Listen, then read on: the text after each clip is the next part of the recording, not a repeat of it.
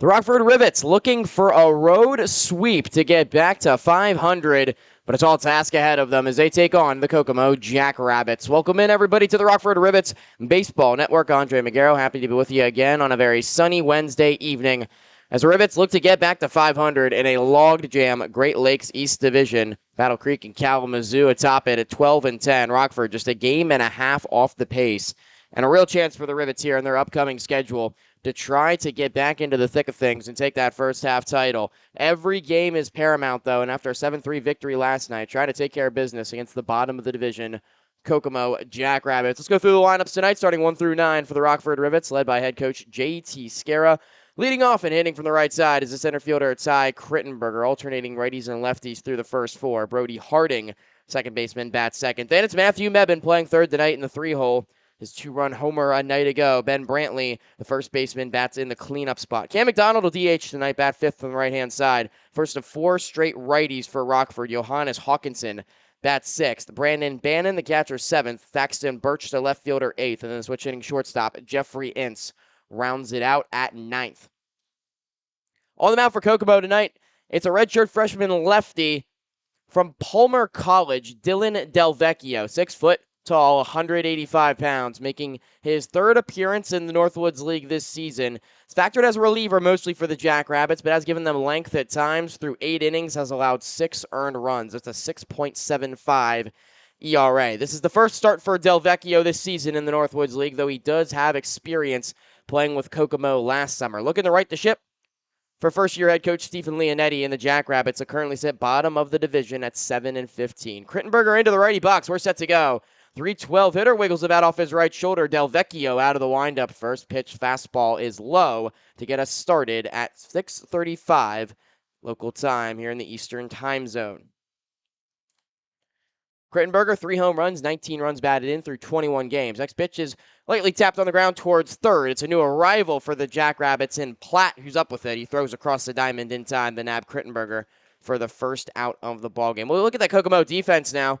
Tucker Platt, already mentioned him at the hot corner. New arrival, but a local product from IU Kokomo. Angel Galindez up the middle, spelling John Gazdar. He's at shortstop. Matt Arabal stays over at second base. Late defensive addition last night, Al Holguin over at first will man first today. Connor Throneberry moves out to left field from first base. Luke Sartori in center. Riley Garzinski in right. Luke Hansen does the catching for the second straight night of Delvecchio, whose first pitch fastball floats outside to Brody Harding. Harding, the left-handed hitting infielder out of Illinois, has had a good start to his stint with the Rivets this summer through 12 games, hitting .359. His on-base percentage back up to .500. He's reached base in 25 of his first 50 plate appearances. Favorable matchup here for Delvecchio, who's out of the zone with 2 straight and a hitter's count now to Harding. 5-game hitting streak for Brody yesterday. A couple of knocks, went 2 for 4. That's back-to-back multi-hit games for him now. He's 5 for his last 8. 2-0 pitch, healthy hack, but it's put on the ground towards second. Arabal with a couple of shuffles over to his right, fields the ground ball and throws to first in time. So Harding retired and now 2 down here in the first. This is not an arsenal for a guy like Delvecchio that's going to overwhelm hitters in terms of velocity. Sitting mid-80s with that fastball, but knows how to control it in the zone really well. He'll use it about 57% of the time. It's an even split for the most part for his 3 off-speed pitches. Primarily favors the curveball, but only a couple of percentage points over the slider and changeup. 2 outs, nobody on. Matthew Mebben takes a called strike, a fastball right on the outside edge for 0-1. Mebben, of course, last night 2 for 4. The 3-run bomb that tied the game, rather 2-run bomb, that tied the game in the third inning was a shot all the way to the flagpoles in the left center gap of Kokomo Municipal. There's a curveball from Delvecchio. Mebben's able to check his swing, and that'll be ball 1, courtesy of tonight's first base umpire, John Pullen. It's Adam Morkin sliding over to call balls and strikes, and Jonathan Rector over at third for your 3-man umpiring crew. 1-1 to Mebben. Big swing and a miss.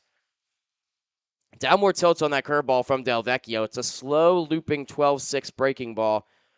Mebben favors hitting breaking balls. He can tend to cast out sometimes on those pitches low in the zone, and he does there to fall behind in the count. Delvecchio looking for a 1-2-3 frame. He's out of the windup with the 1-2. Mebben takes low this time, laying off a slider on that occasion, and the count goes to 2-2. Beautiful day for baseball. Temperature was up in the 90s earlier today. It's gone back down to 86 with a real feel just north of 90 degrees. Mostly clear skies, plenty of sunshine as Mebane takes down low in the dirt again, and the count goes to 3-2. Mebane's been taking more walks as of late. He's a 311 hitter through 23 games, just 3 passes to 27 strikeouts. He's become more disciplined, laying off those high fastballs he's been given early on in the season. This time, Del Vecchio hits him with the off speed, but it's away for ball 4. There's the 6th walk for Matthew Mebane, and he's aboard as a 2-out base runner in the first.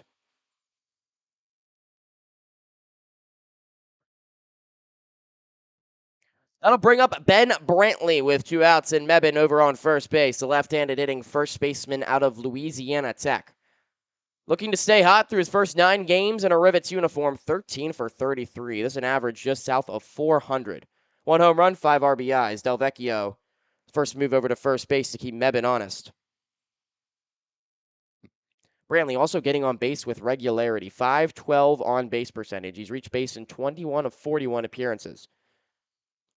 First pitch to him in this lefty on lefty matchup is a fastball straight down the chute for strike 1. Brantley yesterday 2 for 4 with a couple of singles. Also scalded a ball to center field. Seeing it really well here on this road trip. Next pitch to him. Check swing. Tapper up the first base line. Up with it is Holguin, and he'll tap out Brantley, who's playing a game in cat and mouse along the first baseline right now. He hasn't officially been tugged yet. So now Holguin will just turn around and throw it to first. Brantley was backpedaling all the way back towards the lefty batter's box. A couple of chuckles between the sides, but the side is retired officially 3-1 on the putout to Brantley. No runs, no hits, no errors. Nobody left, one man left on base for the Rockford Rivets here in the first inning. Good start for Dylan Del Vecchio. Tyra Barczyk will be hoping matches him on the mound for the Rivets when we come back here on the Rivets Baseball Network.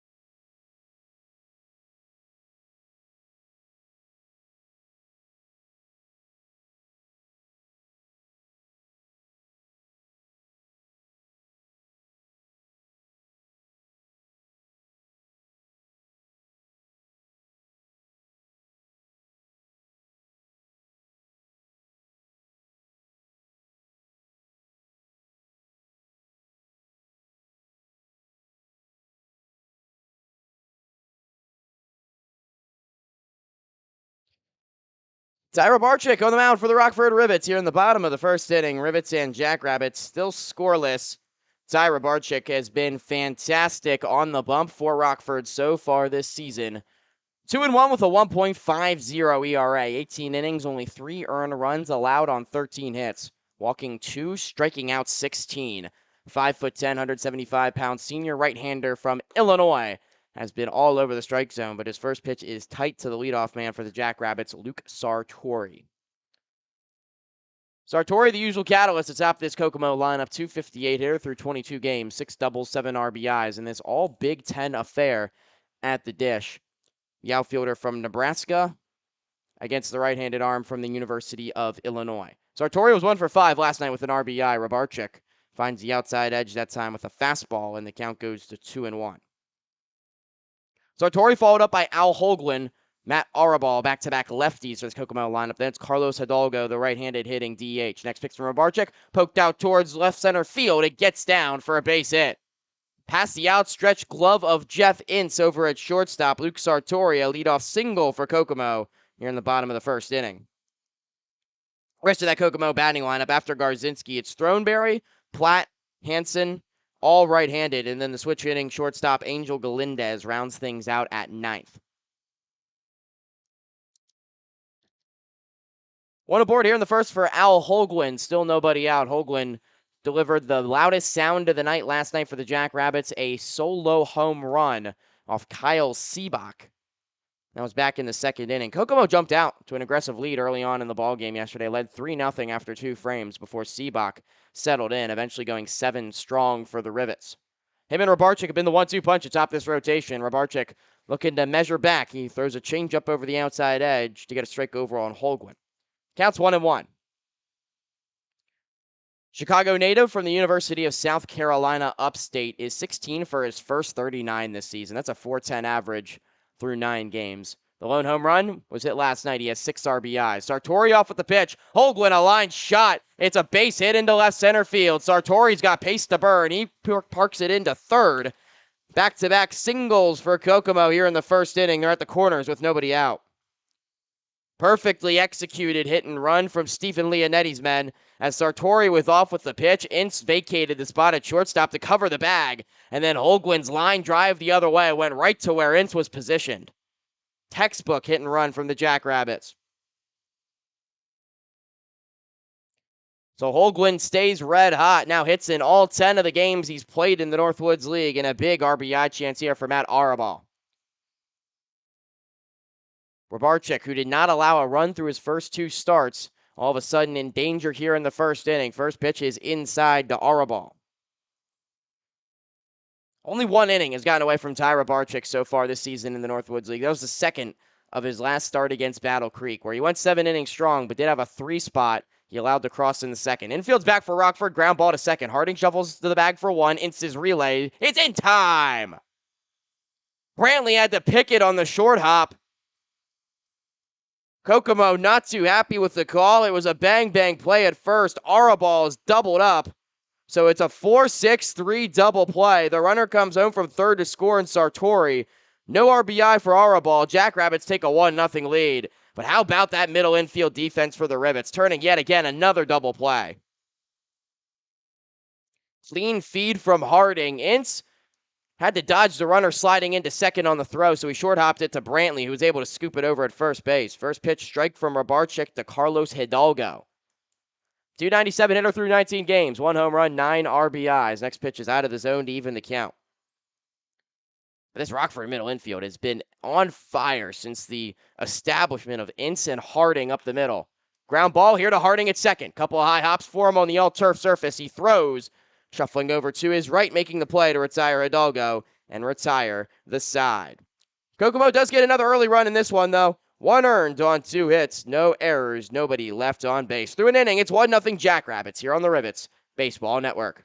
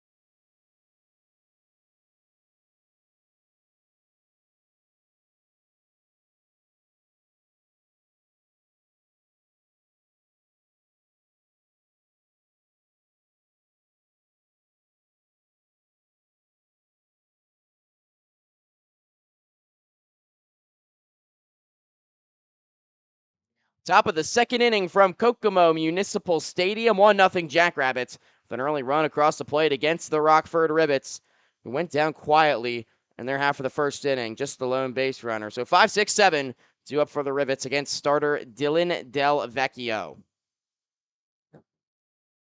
Another early run for Kokomo, back-to-back singles to start off their half of the frame for a double play ball, allow the runner to come home from third and score. So no RBI assessed as Rockford middle infield is able to turn yet again another double play. Been fantastic in that middle infield category the last handful of games. Leading off for Rockford in this inning is Cam McDonald, tonight's DH. Batting from the right side against the left-handed arm of Del Vecchio. First pitch is low in the zone for ball 1 to McDonald. Outfielder from Illinois getting the night as a DH, 7 for 33. Home run and 9 RBIs through his first 8 games in the Northwoods League this season. Del Vecchio's been living low in the zone early. It's 2-0 to McDonald after another pitch skips in to the catcher, Hansen. You'll notice McDonald's stat line changed from a night ago. Got a hit to his name on a ground ball to the left side of the infield back in the 5th inning as he takes low again for 3-0. Was originally ruled as an error on the shortstop last night, John Gazdar. Tough ground ball into the hole. He had to throw the whole way across the diamond and short hopped it to the first baseman, Throneberry. McDonald collided with him as the ball got away. Was ruled as an E6, but the scoring went back and changed it to a base hit for McDonald. They also gave him the RBI as Harding came home to score on the play. 3-0's down low again. 4 straight balls from Del Vecchio in his second walk of the outing as McDonald is the leadoff base runner here in the second.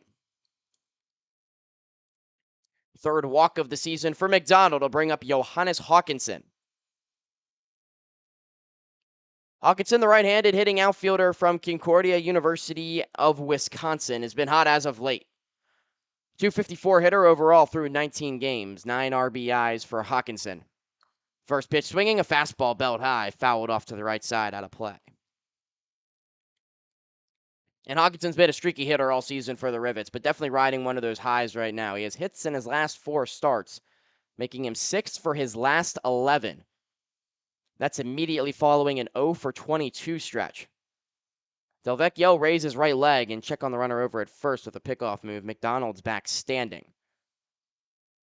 Cam is a stolen base threat, 2 for 3 already through 8 games, so he'll go if he gets a good jump.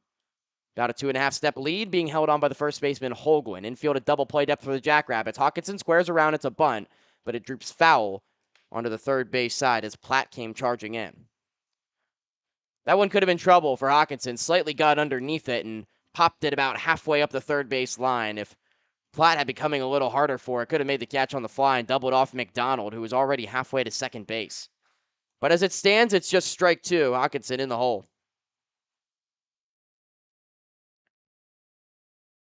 Del Vecchio set. Third base side of the rubber. Kicks in, deals home. Hawkinson fouls off a big looping breaking ball to stay alive.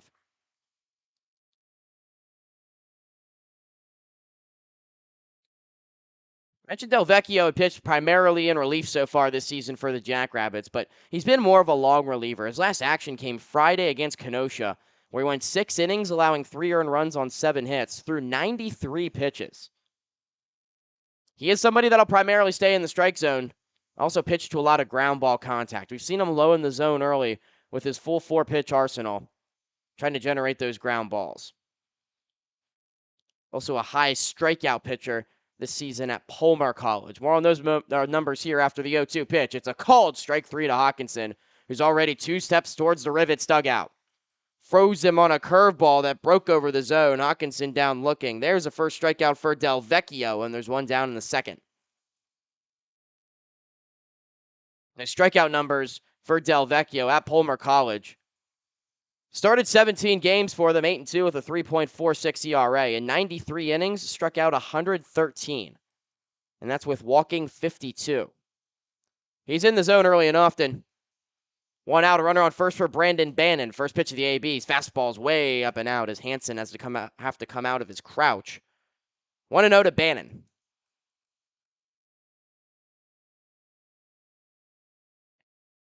Catcher from University of Illinois at Springfield. 9 for 28 so far this season. A 321 average. 1 RBI to his name.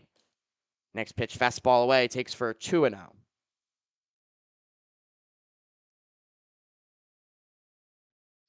Only the second game of this road trip starting for Bannon, who went 0 for 4 Monday in the series finale at Wisconsin Rapids with a strikeout, but coming off a very strong 6-game homestand for the Rivets.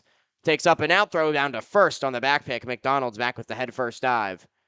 Pitch was called a ball, so it's 3-0 now to Bannon. 6 for 15 at Rivets Stadium so far for Brandon Bannon. Has not had quite the same success on the road, but looking for a change here. 3-0 count. Taking all the way. It's called strike at the letters. That time the Delvecchio fastball finds his own, trying to battle back in the count.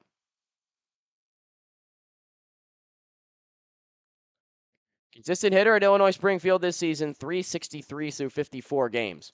Now the pitch. Fastball at the knees is a called strike two. Bannon had already taken a step down towards first base and looks back at disbelief at the home plate umpire, Adam Morkin.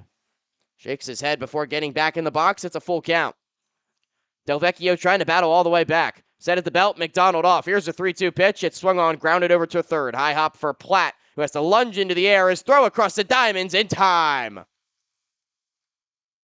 Scooped on the short hop from Holguin was an awkward throw for Platt, who had to leave his feet to make the catch on the high pot chopper behind the third base bag, and a strong throw across to nail Bannon for the second out.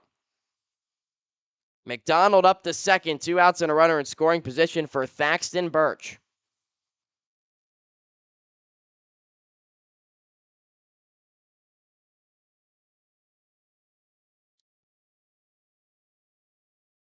Birch out of the 8-hole tonight for manager JT Scarra and company. He's 3 for 16 through his first 6 games.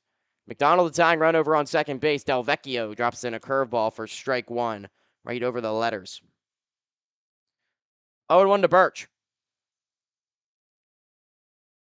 Last night, 0 for 3 with 3 strikeouts. Really his first unproductive start in a Rivets uniform. Delvecchio, a deep breath. He'll look back the runner at second, not being held on. Here's the 0-1. Swing and a miss. Another changeup. That time ducks underneath the bat path of Birch, who's down in the count 0-2.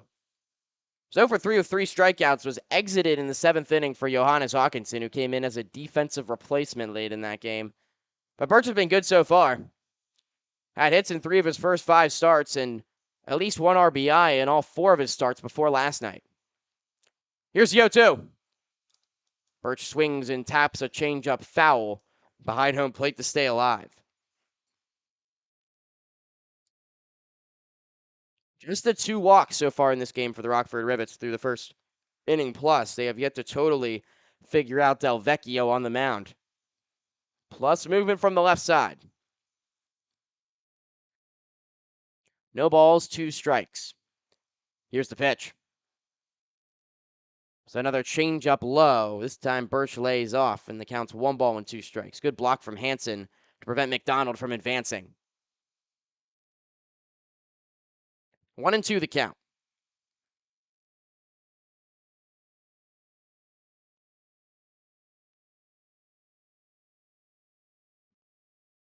Birch wiggles the bat off his right shoulder, hands clasped close to his graphite-colored jersey. Here's the 1-2 pitch. Breaking ball tapped foul off the back of Birch as it trickles into fair territory. They'll do it again at 1 ball and 2 strikes.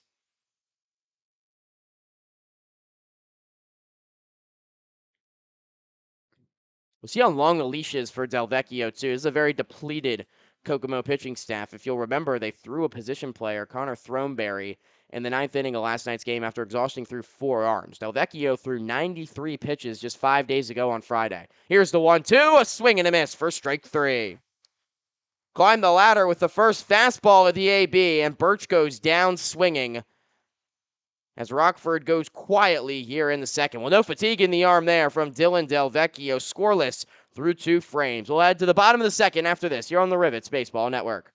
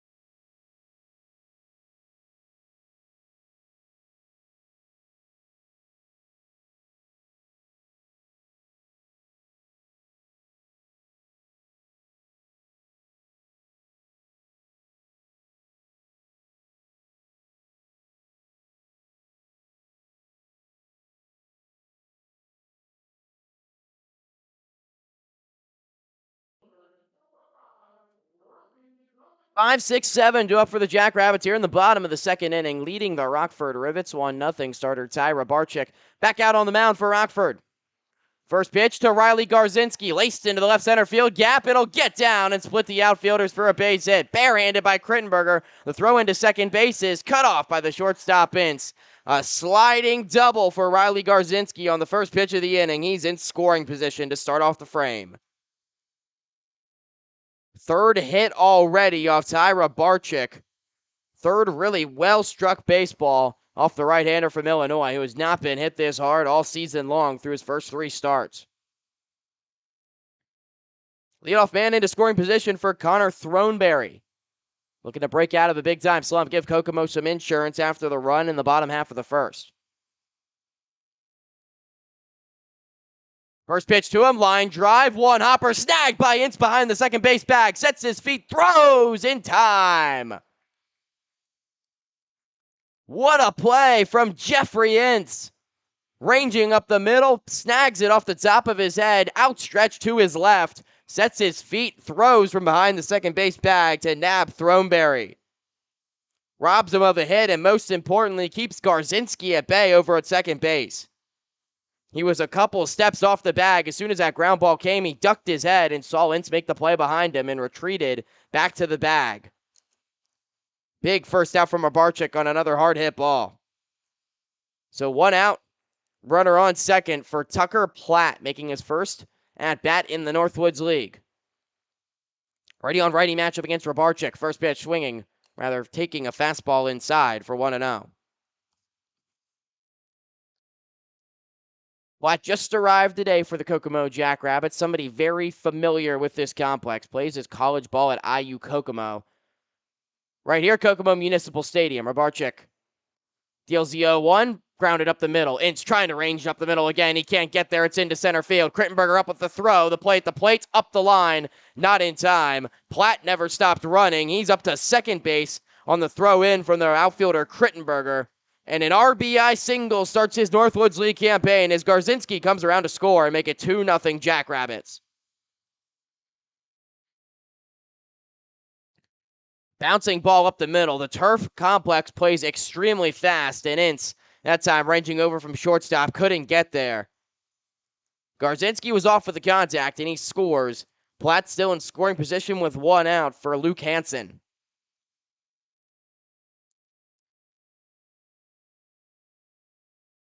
Right-handed hitting catcher also plays his college ball here for the Cougars. A swing and a miss and a Barczyk fastball 0-1. Ty, someone that works with a tenacious pace on the mound, but maybe trying to slow the game down here a little bit. Kokomo has greeted him the same way they greeted Kyle Seabach yesterday. 4 hits already for the first 2 frames and 2 runs. So another fastball is fouled back from Hansen, 0-2. Luke Hansen hasn't swung the bat too hot so far in the Northwoods League so far this season. He's 2 for 13 through his first 4 games. Last night went 0 for 2, but did lay down 2 sacrifices. Can't imagine one's coming here with 1 out and a 0-2 count. Rockford infield is back. Platt leading off of second base, his RBI single moments ago. The pitch, breaking ball, called, strike 3. The slider from Barczyk breaks across the plate, freezes Hansen. First strikeout for the righty, 2 down here in the second. And Hansen was just not ready for the breaking ball there. It froze him, breaking straight across the middle of the plate. So he's down on strikes. Runner remains at second with 2 outs for the 9-hole hitter, Angel Galindez.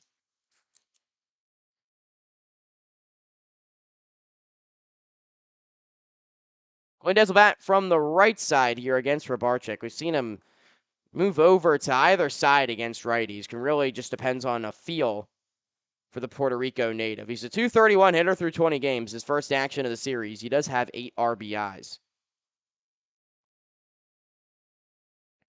Barczyk set. Looks back the runner at second, not being held on. The pitch, line straight back up the middle. Krittenberger has to play it on a hop. It's down for a base hit. Runner coming around to score is Platt as the throw short hops on Bannon. An RBI single for Angel Galindez, his 9th RBI of the campaign. Kokomo continues to add on. It's 3-0 Jackrabbits here in the second.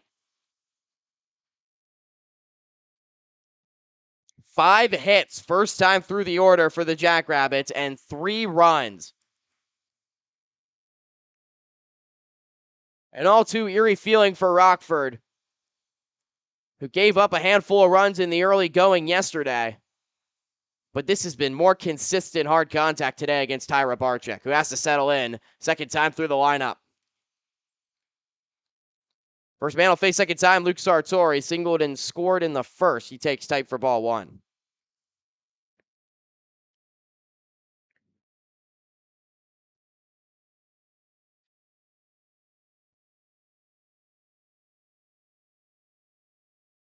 Well, no, they'll check back the runner at first. Back standing is Galindez.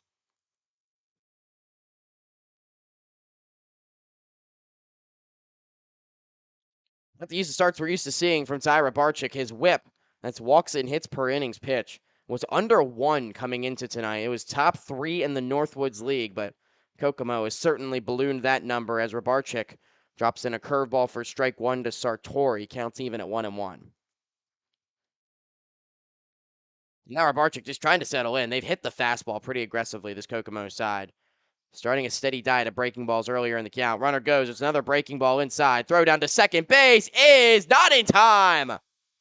Galindez deked out into, had the ball down towards the bag and tried to apply the tag in front of the second base bag. Galindez went in with his left hand, raised it out of the air, and swam around the tag with the right. Impressive move for the stolen base. He's in scoring position. 7th swiped bag of the summer, and probably his most impressive yet. Pitch was inside for a ball to Sartori, a 2-1 count. Here's the pitch. Swung on, popped up. Playable on the right side of the infield for the second baseman Harding, who jogs in, makes the catch. Throws the baseball into the ground as the side is retired. Some frustration from Rockford. The game not started as they had envisioned, as Kokomo continues to swing some hot sticks early on in these contests. 2 runs on 3 hits, no errors, 1 man left. And through 2 frames, 3-0 Jackrabbits. We'll step aside here on the Rivets Baseball Network.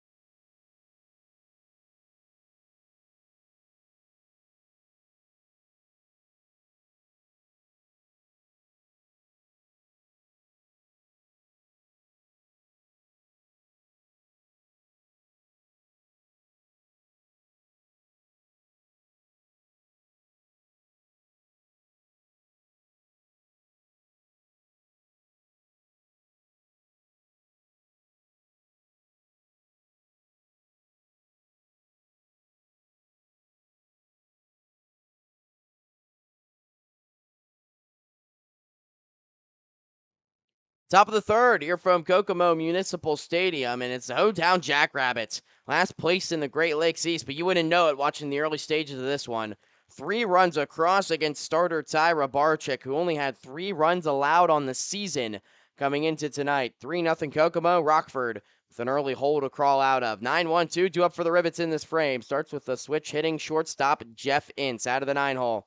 Switch hitter will bat from the right side against the lefty on the mound, Dylan Del Vecchio. Pause between Ince approaching the box and the first pitch of the frame here. But now looks like we're set to go. Ince this season, 2 for 22 through his first 9 games. Really been struggling as of late at the dish. Delvecchio's low in the zone with the fastball. 1-0 the count to Ince. Ince is 0 for 15 in his last 4 games. As the Louisiana Tech product looks to settle things down at the plate, 2-0 as he takes low in the zone once more. Delvecchio has been falling behind hitters pretty early on in counts so far. but has been able to battle back with more of his off-speed arsenal. That time, it's another fastball low to Ince, now 3-0 the count. Ince was able to walk 2 walks in last night's game. 3-0. Down low, ball 4, and a 4-pitch free pass. It's already the third first time through the order for Delvecchio. Leadoff man aboard here in the third.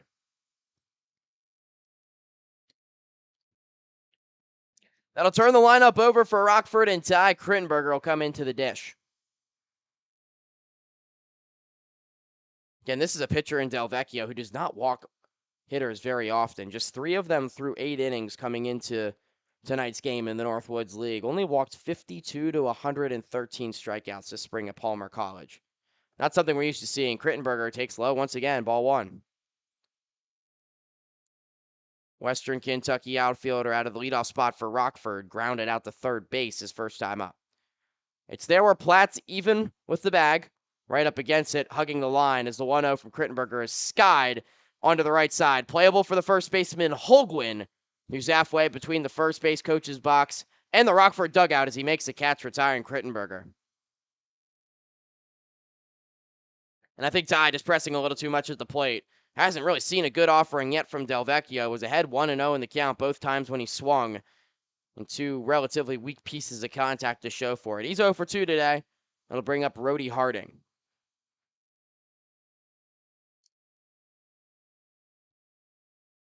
Harding today is 0 for 1. Grounded out to the second baseman first time up. We'll check on the runner who's back in Ince. Not sure how much Ince will run in this situation. It's still early, 3-run deficit, but he is dealing with that hamstring injury. He's battled back from it from the early portions of the season, still trying to nurse it back to full health as Harding takes a fastball tight for ball 1.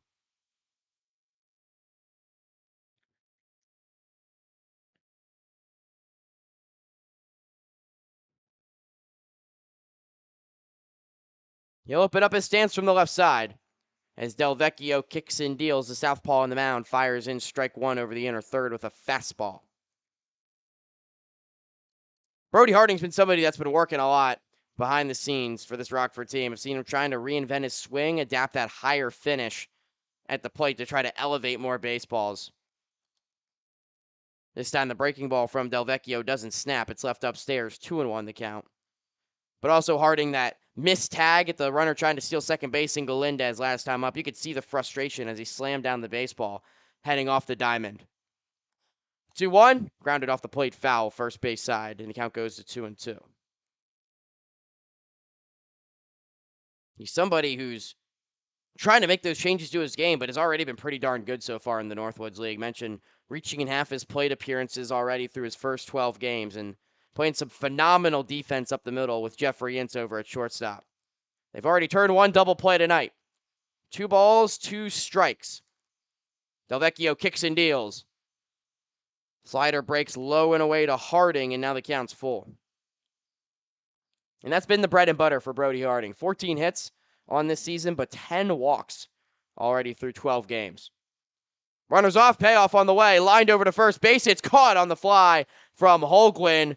Right off his shin tops, stooping down to one knee. He can walk it over to first to double offense and retire the side. Baseball's just not falling right now for Rockford. They go down in order here in the third on the double play. No runs, no hits, no errors. Nobody left. Still 3-0 Jackrabbits. We head to the bottom of the third on the Rivets Baseball Network.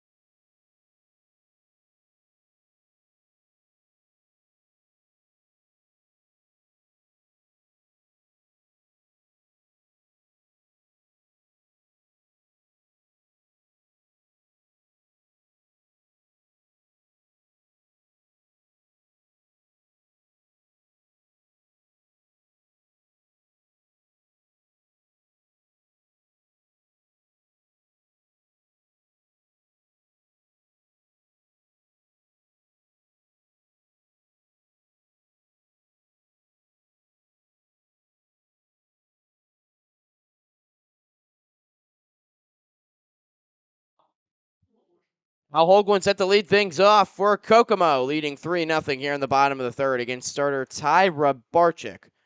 Right-hander from Illinois works out of the windup. The first pitch swung on and fouled off to the right side from Holguin.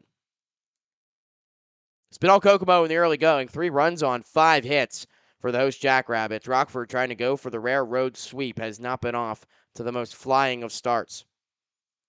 1 to Holguin, line the other way, left center field. Birch coming in, makes a catch in the alleyway for out number 1 as the left fielder snares it in the glove.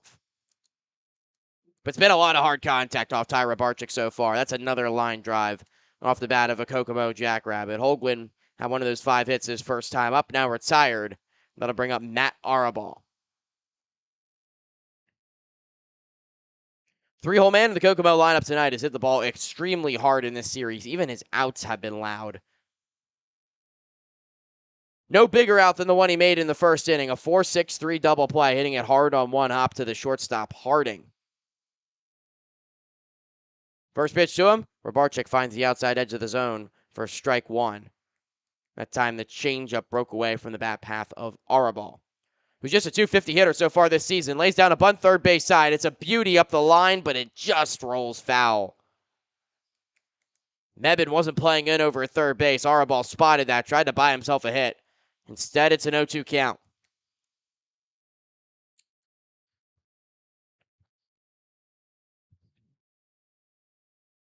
Though the man out of Hawaii only has that .250 average through 14 games, I could see why he's swinging it better as of late. He has hits in his last 4 games, was 1 for 4 with a double last night. Also flew out to the warning track for one of his putouts. So maybe a deceptive stat line. He's 7 for his last 17. Only had 6 hits in his first 10 games. 7 of them in his last 4. Here's the 0-2. Rabarchik elevates a fastball. Arabal takes. And the count's 1-2. Was only 4 for 30 this season for Hawaii. Be getting more regular playing time here in Kokomo. 1-2 pitch, inside out swing is blooped into left field for a base hit. Birch has to chase it down a long way from left field, so it's a long turn for Arabal, who stay put at first with a single. Now a 5-game hitting streak for the product of Hawaii. 6th hit already for Kokomo and a 1-out base runner in the 3rd.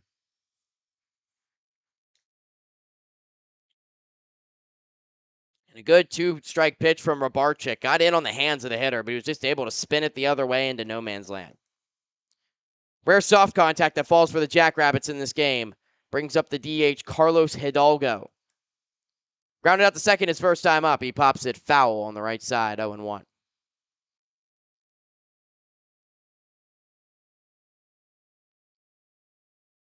Hidalgo, a batting average just short of 300 on the season so far. Has multiple hits in 3 of his last 5 games.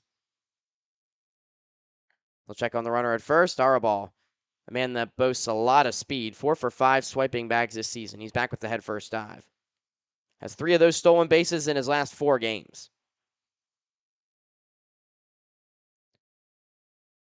Rabarchik set at the belt. Deep breath and now the pitch. Runner goes. It's a breaking ball inside. Throw down to second base is in time.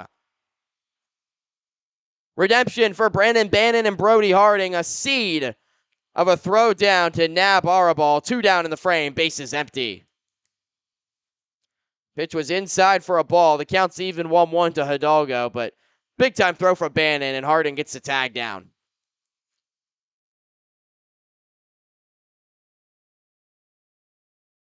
It'll make things a lot more stress-free here for Ty Rabarchik. 1-1 is grounded foul off the back of Hidalgo. He's down in the count 1-2.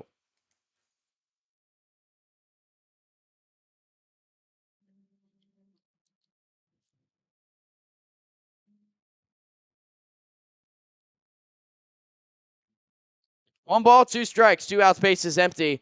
Here in the bottom of the third, 3-0 Kokomo over Rockford. Rabarchik out of the wind, up the pitch. Grounded over towards third. Diving effort from Mebane. It kicks off the top of his glove into left field for a base hit. Just like that, hit number 7 for Kokomo in this ball game. A Jackrabbit aboard with 2 down in the 3rd. And just something we're not used to seeing. Through 18 innings, Rybarczyk had given up only 13 hits coming into tonight, but 7 of them, and still not through the third. Garzinski probably had the hardest hit baseball of the night so far. He doubled and scored back in the second, splitting the left center field gap. It's being given to him again here with 2 outs. First pitch to him, Rybarczyk hangs a breaking ball high, but it's taken for ball 1. Garzinski's been a guy that's been struggling to find his right swing as well. Was 6 for his first 17 this season, but his batting average has taken a nosedive while these two teams have been facing other competition after 2 early series in the season. 6 for his last 34 since the last time these two teams played. His batting average is down to 235. Next pitch to him, cranked out towards left field. Birch started in, now heads back. He's got a beat on it and makes a catch a couple steps away from the warning track in left center field. Garzinski retired. That'll do it for the third inning. No runs on 2 hits, no errors, 1 man left. Still 3-0 Kokomo as we head to the fourth here on the Rivets Baseball Network.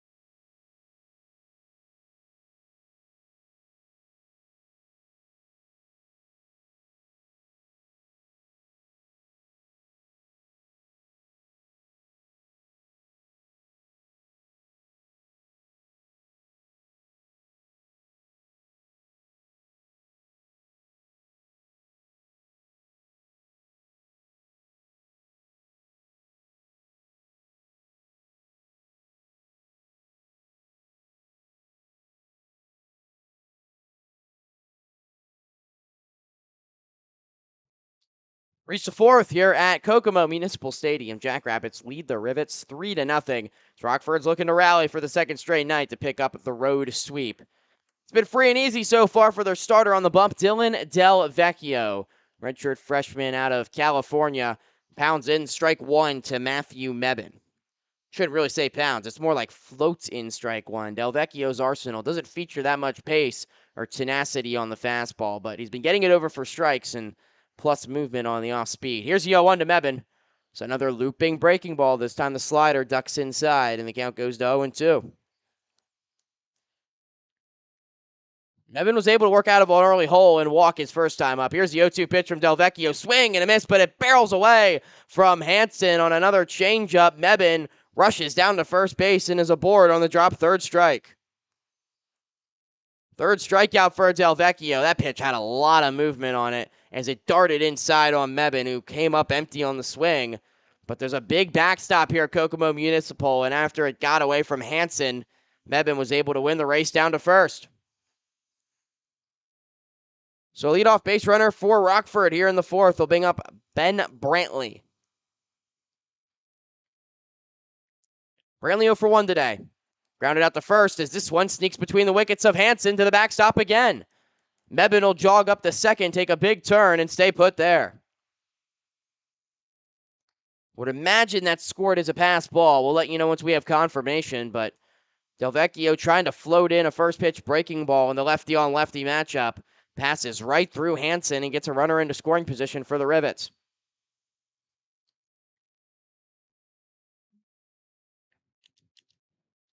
1-0 the count to Brantley, and all of a sudden a mound visit now for this Kokomo side. And this is an opportunity that Rockford has to take advantage of. It's how they got back into the game yesterday. They took advantage of Kokomo mistakes. Couple of errors from the Jackrabbits and a 3-run third inning for Rockford yesterday that led up to the Mebane home run. And then also a play that was originally ruled as an error by Gazdar, later ruled as a hit for McDonald in a collision when Throneberry tried to cut into the first baseline to make a catch on a baseball. Collided with McDonald, allowed a run to score. And then 3 walks for Kokomo in the 7th inning that all came around to score to give Rockford some insurance. It was a lot of Kokomo self-inflicted wounds that the Rivets took advantage of. We'll see if they can do the same here with the first real mistake from the Jackrabbits in this game so far. Mound visits concluded. Here's the 1-0 to Brantley. Inside, nearly hit him as he shrugs away from home plate. 2 balls and no strikes.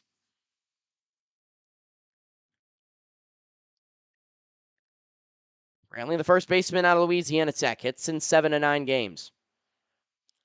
Mebane not being held on at second base as Delvecchio finds his own with a fastball across the heart of the plate to Brantley.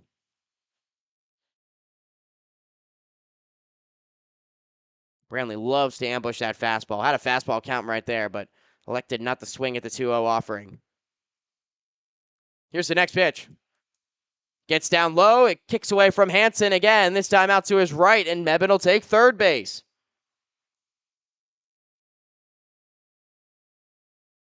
Front door breaking ball from Delvecchio. Hansen hasn't been able to control the pitch down low all inning as it kicked off his glove out to the right-hand side, and easy for Mebane to advance 90 feet away.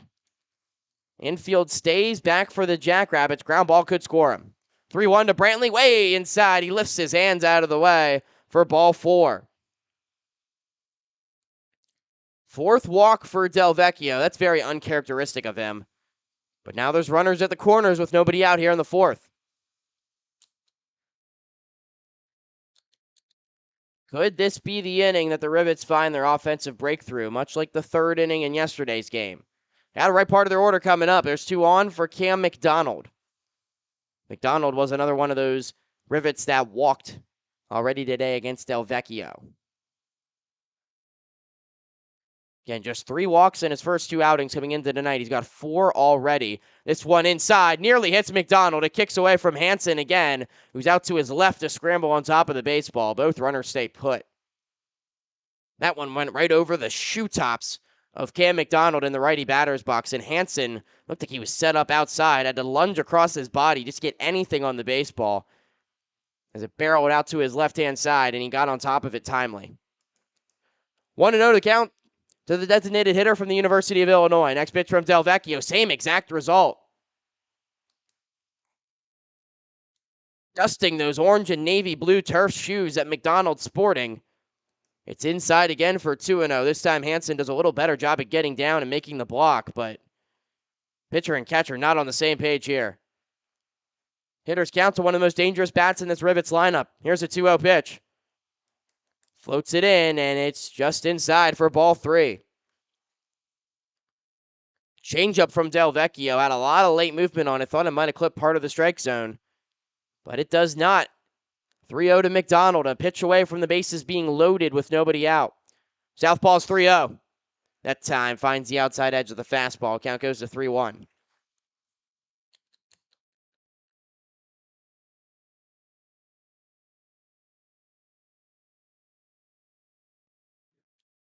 Three balls, 1 strike. The pitch. McDonald grounds it back up the middle. It's snared by Delvecchio. Mebane in a run down between third and home. The throw goes to home plate. He crashes into Hansen with the feet first slide. Tag is applied. Mebane's out. Hansen, a quick hop and a step to get back to his feet. Needed to shake that one off momentarily. Mebane was going on contact, and the runner cut down for out number 1. McDonald reaches first on the fielder's choice.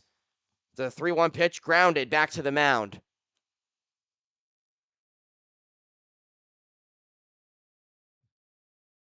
Mebane was caught in no man's land off the base. That's a tough read right there because the turf plays really fast here at Kokomo Municipal, and if it gets past the pitcher, it's probably getting up the middle and scoring a run. Just a tough situation to read for Mebane, who doesn't play on turf all that much down in his home state of Georgia. First pitch to Hawkinson, hits him on the leg. Another changeup from Delvecchio, lost inside, and now the bases are loaded with one out. First hit by pitch for the lefty on the bump. So it's a big opportunity here for the bottom of this Rivets lineup, starting with Brandon Bannon, but you got to be worried here if you're the Jackrabbits team as a pitching staff. Stephen Leonetti's coming out to argue that maybe Hawkinson didn't make an effort to get out of the way or making sure that pitch hit him. Whatever it is, it's a very brief complaint because he's back in towards the dugout and there will be no meeting between the three umpires. But once again, Jackrabbit staff that's super thin right now pitching-wise. They need every inning they can get out of Delvecchio. And it looks like, right now at least, like the wheels are starting to fall off quickly here in the fourth. Rockford still hasn't been able to punish him. 3-0 Jackrabbits here in the fourth, but the bases are loaded full of Rivets with one out. Bannon 0 for 1 today, grounded out in the second. First pitch swinging, tapper up the mound. It's over the head of Delvecchio to the second base bag for Arabal, whose only play is to throw to first. Bannon retired on the 4-3 putout, but a run does come home to score, and Brantley, Rockford's on the board. It's a 3-1 ball game. RBI ground out for Bannon will give him RBI number 2 on the season. Still 2 in scoring position. Hawkinson on second, McDonald on third for Thaxton Birch.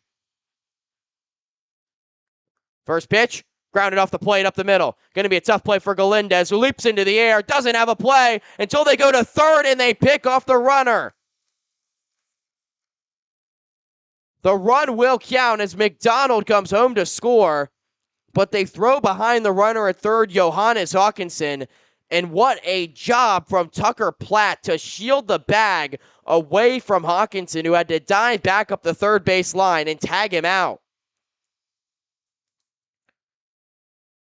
Was a high chopper infield single for Thaxton Birch, so he gets the RBI.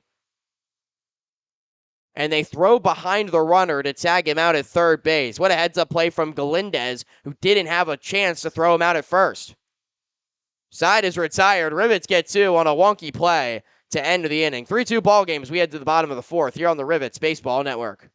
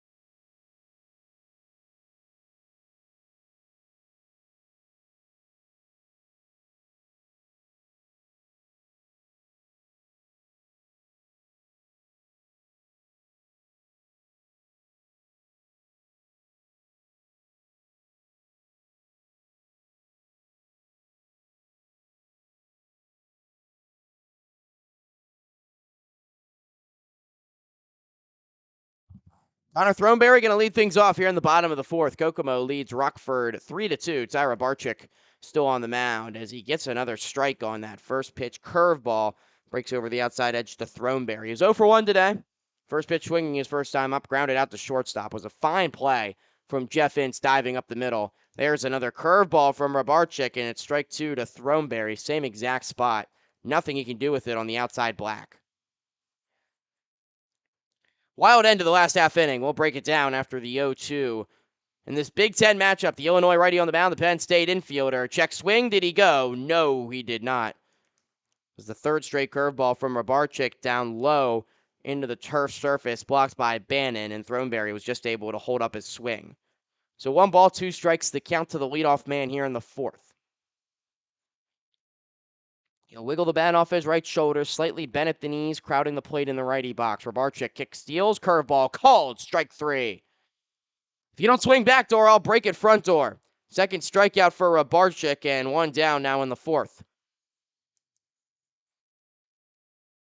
But a really weird play to end the last half inning. So Rockford gets a second run on a high chopper hit off the plate from Thaxton Birch. It was so high in the air because there's so much bounce in the turf here at Kokomo Municipal that the shortstop Galindez had to leap up into the air in front of the second base bag to snag the baseball. First pitch swinging is Tucker Platt. He fouls it back. He's 1 for 1 today with an RBI single and a run scored. So Galindez has to leap into the air. By the time he comes down with the baseball, he's not throwing Thaxton Birch out at first base. So he throws it to third, where Johannes Hawkinson took a wide turn in case Galindez decided to throw the ball to first base, trying to score potentially. As this one's grounded on the left side, it's through the hole on the infield as Ince actually slid down to get it into shallow left field, but didn't have a throw. So it's a second single for Platt in his Northwoods League debut. He's aboard with one out. But Hawkinson's rounding third aggressively. The throw goes back to third base from Galindez after a bluff throw to first, and the man who just got the hit standing on first base, Platt, shields Hawkinson off the bag up the baseline and is just able to tag him out before he can get his hand back in there. Really smart baseball. The run does come home to score on the play for Rockford to make it a 3-2 game. First pitch swinging, high pop-up from Luke Hansen. It's playable in center field. Krittenberger shielding his eyes from the sun as it continues to set atop the stadium. He makes a catch, and Platt scrambles back to first base. 2 down now in the frame. What also might come into effect there in this game is the scoring of that play on the ball hit from Thaxton Birch. It's currently in the official scorebook as a fielder's choice. Galindez comes to the plate. He is 1 for 1 today with a single back in the second inning that plated Platt, who stands on first with 2 outs. First pitch swinging, line shot is straight to Brody Harding. He drops down to a knee, makes a catch, squeezed up the middle at second, and that'll end the inning. But Rockford still officially doesn't have a hit in the books yet. Not sure if that'll come down to some controversy or not, but that has to be an infield single to Thaxton Birch. It's not a fielder's choice if the person that hits the baseball is safe at first base, which he was on that occasion. So we'll see if that winds up mattering or not. But right now, through 4 innings, really good inning of work from Ty Rabarchik. No runs on hits, no errors, 1 man left.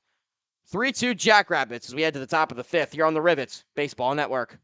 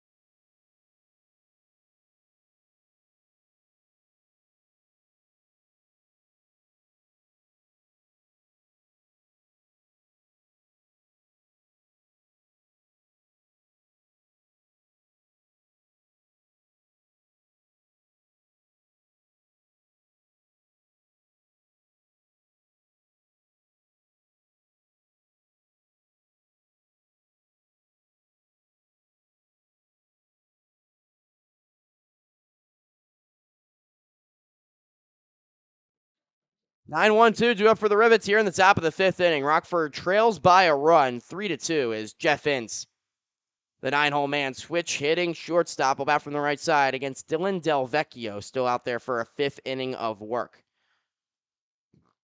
First pitch on the way to Ince. Fastball popped up. Right side, Holguin, the first baseman, racing into the fast foul territory. Can't make the catch.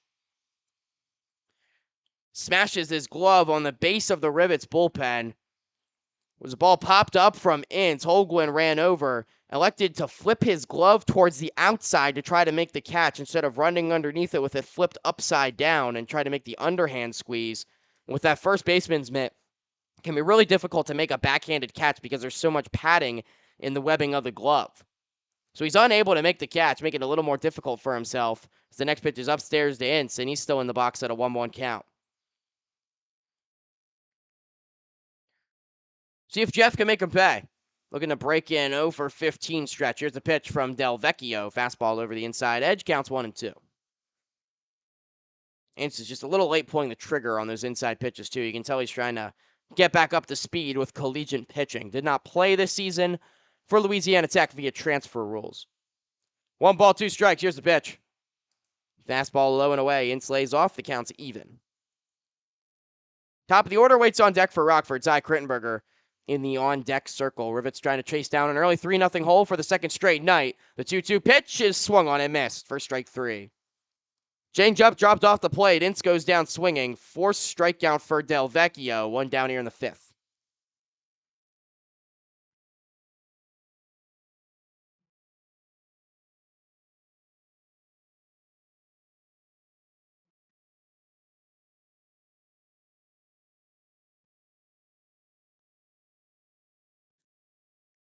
Crittenberger, 0 for 2 today. He's only swung at 2 pitches. Grounded out the third and popped up into foul territory to first. He takes low again for ball 1. Hasn't really seen anything that's gone too much of the plate yet. 1-0, there's his first called strike of the evening, right over the heart of the plate.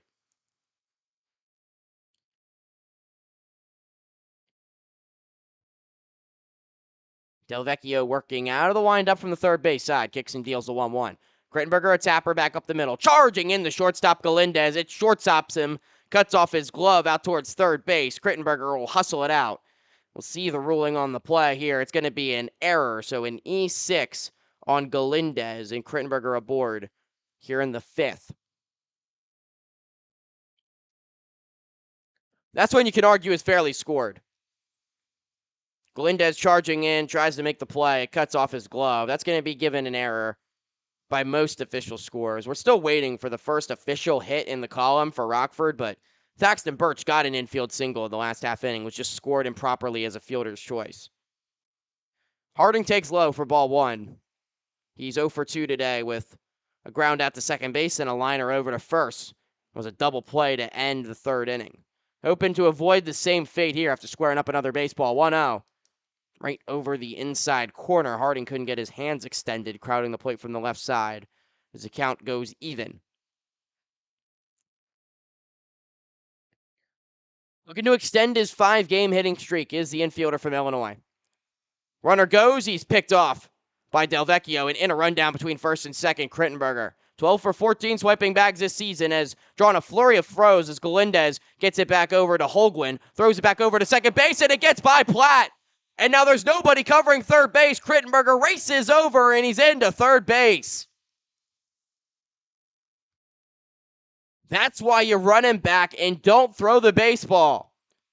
A series of 4 to 5 throws for the Jackrabbits. Eventually, they make an errant one as it gets underneath the glove of Pratt, who was racing over from third to cover the second base bag. And as soon as that ball got into the outfield, Crittenberger crashed into him and then just proceeded to run straight to third base.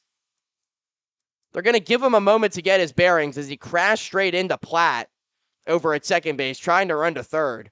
But it's the second error of the inning for Kokomo. And now Crittenberger, just like that, via 2 defensive mistakes, is on third base as a tying run. 1-1 count to Harding. Low and away, 2-1. More self-inflicted wounds from the Jackrabbits in this series. Of course, 3 errors last night that Rockford promptly pounced on. They'll try to do the same here. 2-1 pitch. Harding, high chopper, infield's back, so on a high hop for Arabal. He can throw out Harding, but Crittenberger easily jogs home to score. RBI ground out for Brody Harding does a job, and the Rivets have battled back from 3 runs down for the second straight night to tie the game. It's a 4-3 putout, but another RBI for Brody Harding. That's number 9 already on the season. They'll clear the bases with 2 down for Matthew Mebane. First pitch to him, chopped foul. Bevins reached via a walk and a drop third strike tonight. 0 for 1. Again, you're kicking yourself if you're Kokomo. Just more unforced errors in this series against Rockford has opened the door back up for the Rivets. Delvecchio, really nice break on the slider that dives back into the zone, and it's 0-2 to Mebane. One pitch away from getting out of this fifth. Fires home, swing, and a miss. He got him. Back-to-back sliders, 5 strikeouts for Dylan Delvecchio. You hear some fans here at Kokomo Municipal saying that's not you. His defense doesn't do him any favors in the inning. 2 errors for the Jackrabbits allow the Rivets to tie the game with no hits in the frame. It's a 3-3 game as we head to the bottom of the 5th after this on the Rivets Baseball Network.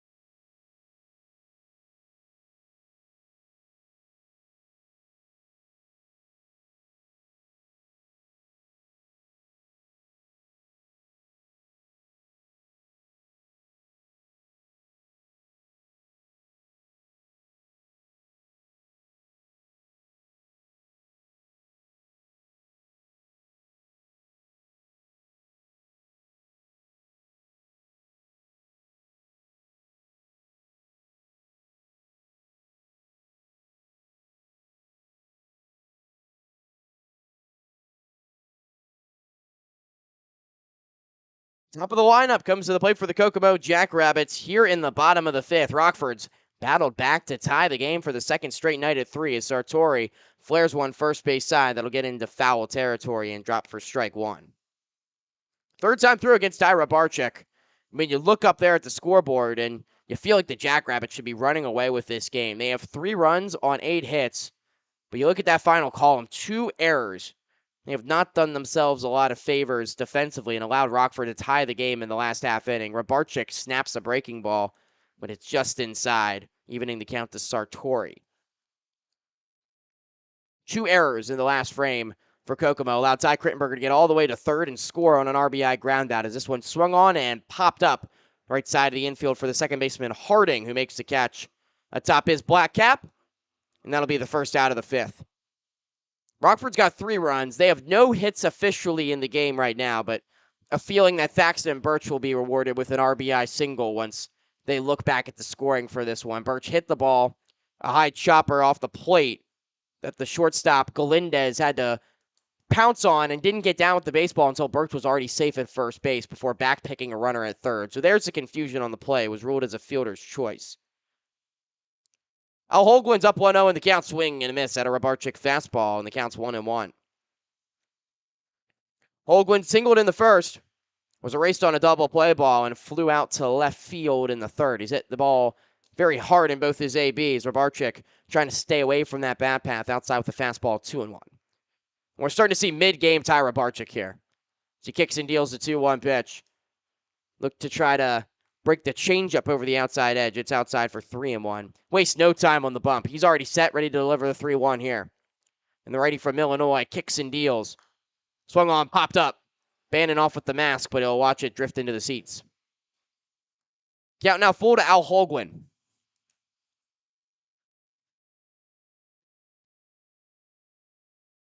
Holguin extended his hitting streak to start his Northwoods League campaign to 10 games with that single in the first. Big payoff on the way. Rabarczyk drills a ground ball as it's hit the other way to the third baseman Mebane. Up with it. Throw is in time to retire Holguin. 5-3 on the putout. 2 down here in the 5th.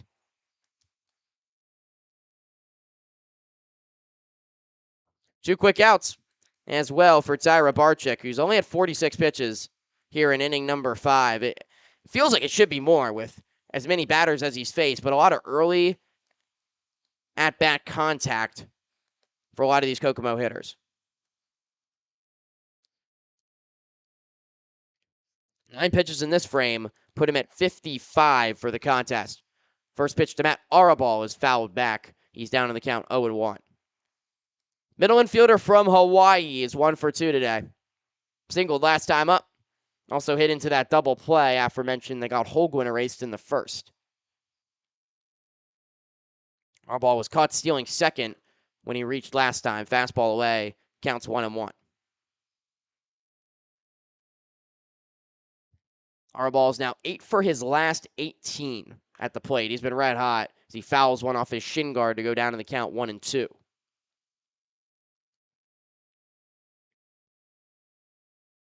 He's from Pearl City, Hawaii. He plays for the home state Rainbow Warriors. Did not start out there, though. Went the JUCO route and then returned to Division I play, wanting to go back to Hawaii to play in front of family and represent his home. Doing that on the big stage here in the Northwoods League. The 1-2 from Rabarchik's just off the outside edge of the plate. Went back to the changeup. Saw a couple Rivets taking a couple steps towards the dugout, but celebrations pause as the count goes to 2-2. Rabarchik out of the windup, kick steals, pitches, elevated foul on the left side.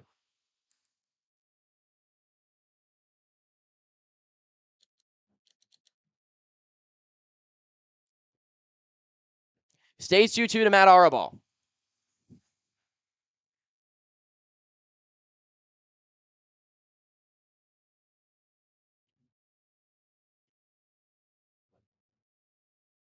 Two balls, two strikes. Here's the pitch from Rabarchik. Fastball away. 3-2.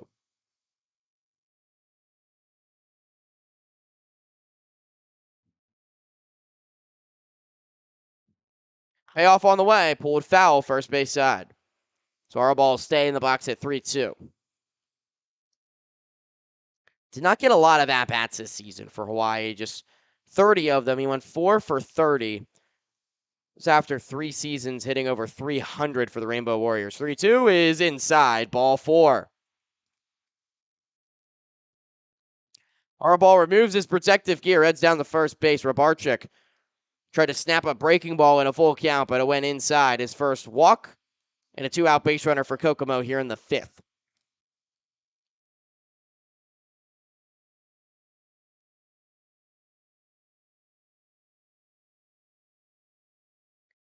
Runner at first. We'll see if Arabal's off. He bluff steals on the first pitch to Carlos Hidalgo. That's taken for a called strike. 1 for 2 today. The DH for Kokomo batting from the right side. Singled back in the 3rd. Arabal's been fleet of foot, especially lately. 3 stolen bases in his last 4 games. Rabarchik's going to check over on him. Brantley holding him on at first. Kokomo jumped out to a 3-0 lead in the 2nd. Rockford scored the last 3 since then to knot us up. You're in the bottom of the 5th. 0-1. There goes the runner. Pitch is swung on and fouled off from Hidalgo over to the stands on the right side. Quickly, 0-2 to the DH.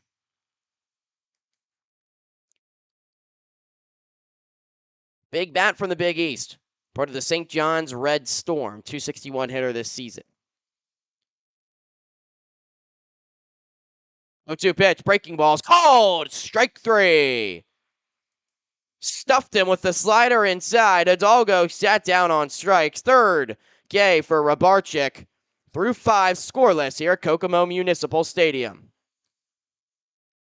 3-3 ball game. We head to the 6th after this here on the Rivets Baseball Network.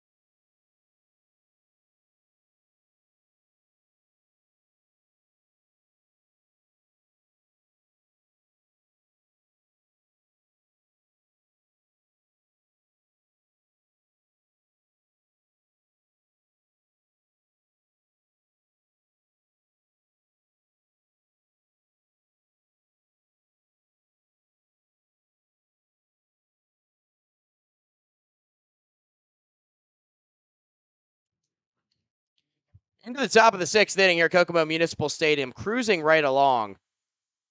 Rockford Rivets and Kokomo Jackrabbits. It's a 3-3 ball game heading to the top of the sixth.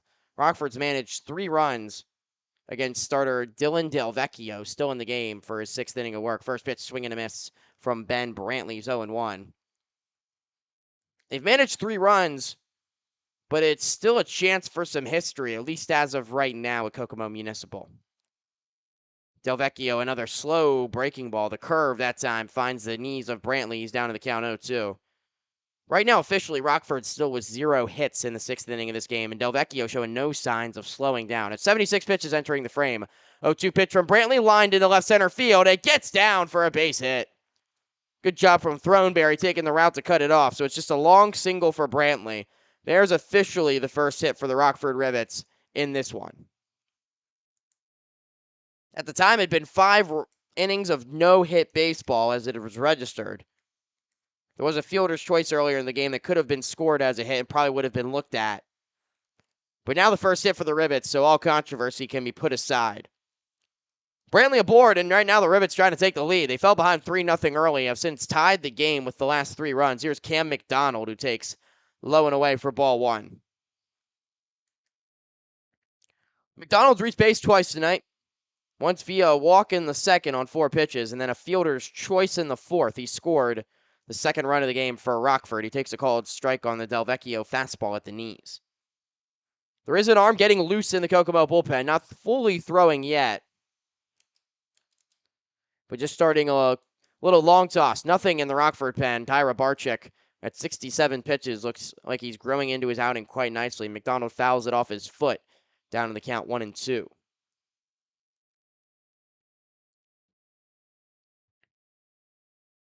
Take a look at some action here across the Northwoods League momentarily as McDonald settles back into the righty box. Some big games going around in the Great Lakes East. Very cluttered division, as we talked about at the top of the broadcast. Before that, here's the 1-2 from Delvecchio. Breaking balls up and away. Evens the count to McDonald. We've got Battle Creek and Kalamazoo in pole positions at 12-10. Kenosha's just a half game behind them. Then Rockford at 11-12, a game and a half out of first place. Traverse City is 1 game back of the Rivets. Kokomo's rearing up the end. Here's a double play ball up the middle. Spin over to 1. The throw from Galindez in time. 4-6-3. Arabal on the backhand up the middle. Shoveled it to Galindez, who spun over the bag through to first. Very pretty double play from the Jackrabbits. Erases Brantley and McDonald. 4-6-3. 2 down in the frame. That'll empty the bases for Johannes Hawkinson.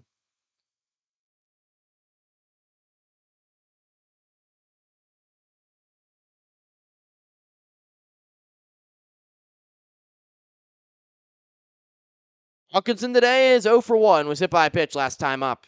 Also struck out looking on 3 pitches to Delvecchio. He takes a breaking ball outside for 1-0. Hawkinson might be a little stifled from the change of pace in the batter's box. 1-0 pitch, broken bat blooper out to second base. Ball's airborne. He makes the catch. As that wood was sawed in half from Hawkinson, the pitch got in on his hands, and a shattered bat out to the right of the pitcher's mound as Hawkinson retired to end of the inning. Not quite the velocity that Connor Throneberry was bringing in the 9th inning last night, but Delvecchio has been very effective. Rockford gets its first official hit of the ball game, but cannot do anything with it as they go down in order. No runs on a hit, no errors. Nobody left. Still 3-3 as we head to the bottom of the 6th here on the Rivets Baseball Network.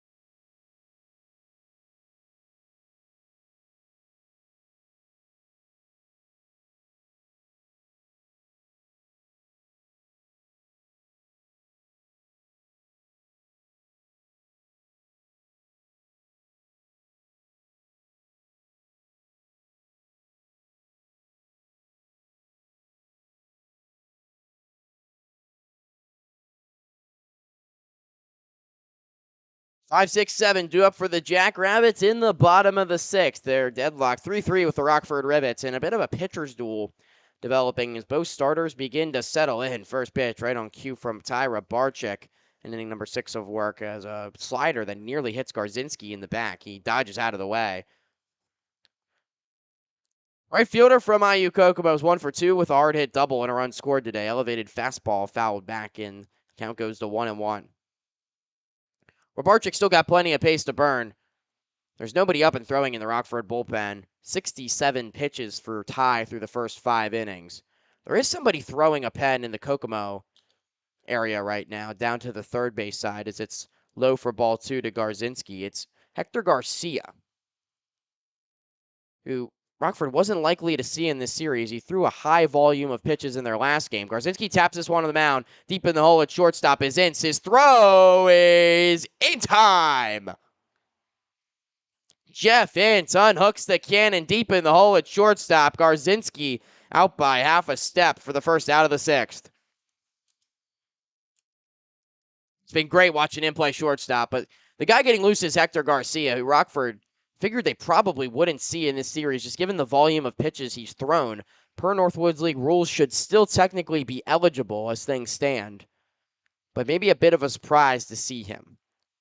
We'll see if it's the end of the line for Del Vecchio. He has 85 pitches through 6 innings right now. Technically could still re-enter until he has 100 for another inning. Can face another batter until 110, but just threw 93 pitches 5 days ago. So you wonder how careful they are with his arm in a situation like this. Barczyk, meanwhile, tying his shoe on top of the pitcher's mound. That's why we haven't introduced a new hitter yet. It's Connor Throneberry, left fielder tonight, infielder by trade out of Penn State. 0 for 2 with the ground out and a strikeout so far tonight. First pitch is a fastball inside as Barczyk has emerged from the top step of the mound. Throneberry in the series is 0 for 4. Had a hot series against the Battle Creek Battlejacks where he was 4 for 8. Hasn't really carried that over to this homestand for Kokomo yet. His best contribution so far probably has been his work on the mound. 2-0, swung on, popped up. Of course, Throneberry pitched the 9th inning last night as into foul territory. The first baseman, Brantley, makes a catch on the right side for out number 2. So Throneberry now 0 for 3 on the evening. 2 outs, nobody on for Tucker Platt.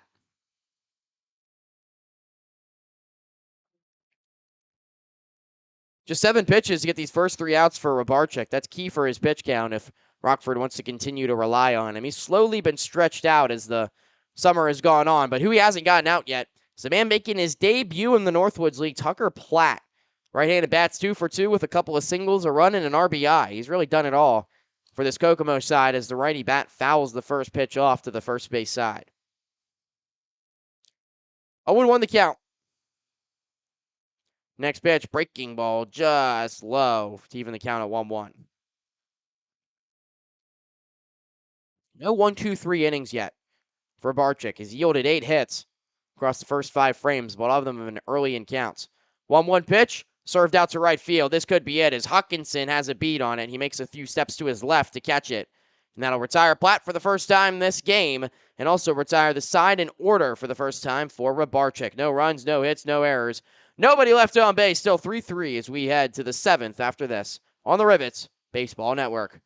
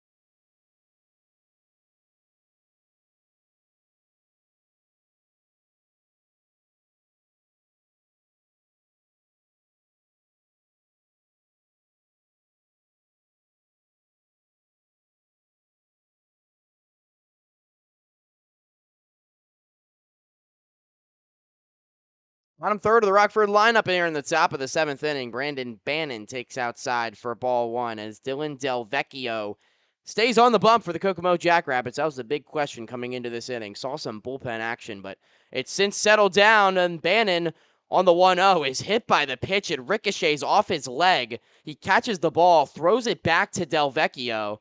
Jogging back down, Delvecchio then chucks the baseball over towards the Kokomo dugout. There was some emotion in that exchange right there. Some frustration from Delvecchio. Maybe didn't like that Bannon caught the baseball and threw it back to him. Not entirely sure what that exchange was about, but Bannon's over on first base as a leadoff base runner here in the 7th. It's a tied game at 3. Rockford is trying to come all the way back to take the lead. Third baseman creeps in, and for Thaxton Birch, who takes low, doesn't show bunt. It's 1-0. Birch, an RBI infield single back in the 4th, also struck out. Could be a prime bunt candidate here. Maybe try to get Bannon into scoring position, but the catcher also pretty fleet of foot. We'll see if they put him in motion trying to steal.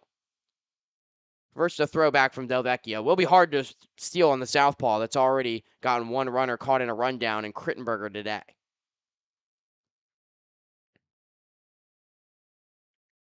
Birch already has a successful sacrifice this season. This one's blooped over the head of the shortstop Galindez, down in left field for a base hit.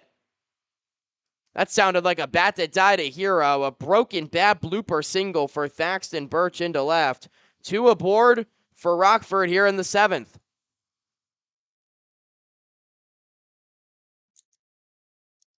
And so now you got 2 on, nobody out. Your 9-hole hitter in Ince due up. And he's somebody that's trying to break out of a big slump, but he can also handle the bat pretty well. You'll wonder if they maybe try to put on the bunt play here to get 2 in scoring position for the top of the lineup. Ince today's 0 for 1 with a walk and a strikeout. Corners are up for Kokomo. There'll be an inside move to second. Middle infield's halfway. That shows you how aggressive the Jackrabbits are getting in a really quick turf surface at Kokomo Municipal. Platt's in past the cutout over at third. There's a big hole on the left side of the infield. But Ince does square around. He lays it down third base side. Delvecchio off the mound to field it up the line. He doesn't have a throw. Double clutched in his glove, and Ince beats it out. See how it's scored. It looks like it'll be a bunt base hit for Jeff Ince. So back-to-back singles for Rockford, and the bases are loaded with nobody out in the 7th. Big opportunity here for the Rivets. Tie ball game in the top of their lineup coming to the dish. It's Ty Crittenberger. Infield's all the way up for Kokomo in their cream home uniforms. First pitch from Delvecchio, stays in the game. He breaks a changeup over the outside edge, 0-1 to Crittenberger. Ty's 0 for 3 today. Reached on an error, came around to score the game-tying run in the 5th. Bases loaded. Here's the 0-1 from Delvecchio. It's another changeup. This time it's just off the plate as Hansen tried to drag it back into the strike zone. 1-1 the count to Crittenberger. It's been a while since Ty's had an RBI. He's been stuck on 19 for a while now. They're calling for time as Leonetti's out of the mound. There was Hector Garcia warming up earlier for the Jackrabbits. He since sat down and stopped warming up. Now he's removed his arm sleeve in the Kokomo bullpen. And it looks like he might be getting up to throw again. I don't know if Leonetti's going to try to make the move here and pull Delvecchio out of the game. They're probably trying to be really careful with their arms here. They've had a lot of guys throw a lot in high volume in recent games. And Garcia is one of those guys that's been their more effective arms, is technically eligible via pitch count. But they're trying to be really careful with using him in a situation like this. Of course, you're trying to ride Delvecchio as long as you can, but he is up towards that 100 pitch mark. The one guy not available is their normal closer, Richard Keel, who's admiring Garcia getting set for his warm-up tosses in the bullpen right now. He does start lightly throwing. Leonetti breaks the mound conference. They'll keep Delvecchio in a 1-1 count here to Crittenberger. Bases are loaded with nobody out in the 7th. Rockford is rallied behind from 3-0 down to tie the game, now looking to take the lead. They now change the scoring on the board. Rivets shown only having 2 hits, so Ince's reaching will go down as a fielder's choice on a sacrifice. So his slump, unfortunately, remains intact. Now the middle infield does come back for Kokomo. The corners are the only ones up. Outfield straight away for Krittenberger. Here's the 1-1. Fastball off the outside edge, 2-1.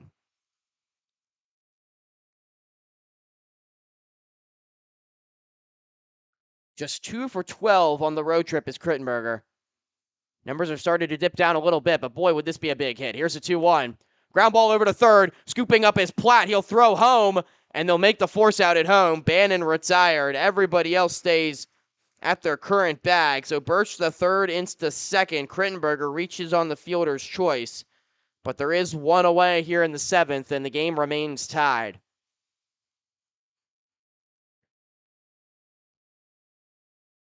Really well executed from Platt, who's been a gem in his Jackrabbits debut. Now you have Brody Harding, who can handle the bat very well. If you want to try to lay down a potential squeeze play here, the bases are still loaded with one out. Tied up at 3 in the top of the seventh. Harding's 0 for 3 today. Does have an RBI ground out. Middle infield back to turn 2. Corners up. First pitch to Harding. It's a curveball. Breaks right at the letters for strike 1. Garcia throwing with a little more intensity right now in the Kokomo bullpen. See how long the leash is here for Del Vecchio. 3-3 ball game in the top of the seventh. Bases loaded, one out for the Rivets. Here's the pitch to Harding. Bounced in. It's blocked by Hansen. That time it was the slider Harding takes and the count's even. 1 ball and 1 strike. You have the Northwoods League RBI leader Matthew Mebane sitting on deck. But Harding trying to play hero himself here. 3-3 game. The 1-1 pitch on the way from Del Vecchio. Harding pulls it down the line. It hooks foul. Had eyes for the right field corner, just a little out in front of the inside fastball, and now the count 1 ball and 2 strikes. Never looked like he was going to be able to hook it fair inside that line, but was a lot of space there. Garzinski's playing shallow in right field, as is Throneberry over in left, trying to cut down any potential runs. Sartori is about straight up in center. 1 ball, 2 strikes to count to Brody Harding.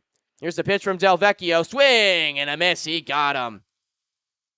Went back to the slider, and it broke away from Harding, who chased for strike 3. It's the 6th strikeout for Del Vecchio. Now 2 down in the 7th.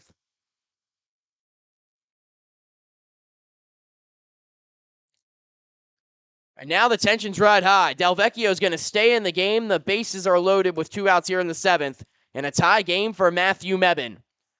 4 home runs, 26 RBIs to pace the Northwoods League. First pitch from Del Vecchio, grounded third base side, fielded in fair territory from Platt. He'll step on the bag, and now they'll say it was a foul ball. Fans started to cheer. Platt thought the ball was in fair territory over top the bag. He stepped on the bag, but it will not signal the final out. It's just strike 1 to Mebane. He's back in the righty box. 3 grand slams for Rockford this season. One of them came off the bat of Mebane on opening day. He did homer here a night ago. No balls, 1 strike. Del Vecchio kicks, steals. Mebane fouls back a fastball. Had a good pitch to hit belt high outer third. Fouls it straight back into the netting. Just missed it. He's down in the count now 0-2. Rockford loaded the bases with nobody out here in the 7th. Del Vecchio in front of extended friends and family in the suite level areas trying to get out of a massive jam in a tie game. Here's the 0-2 pitch. Swing and a miss. He got him. And Dylan Del Vecchio shouts over towards the Rivets dugout as he fist pumps his way back into the Jackrabbits dugout, getting out of a huge jam here in the 7th. 7 strikeouts from the southpaw from Palmer College. And he keeps the game tied here in the 7th inning. No runs on 2 hits, and the bases left loaded for Rockford, who'll have to go back to work as we stretch at Kokomo Municipal here on the Rivets Baseball Network.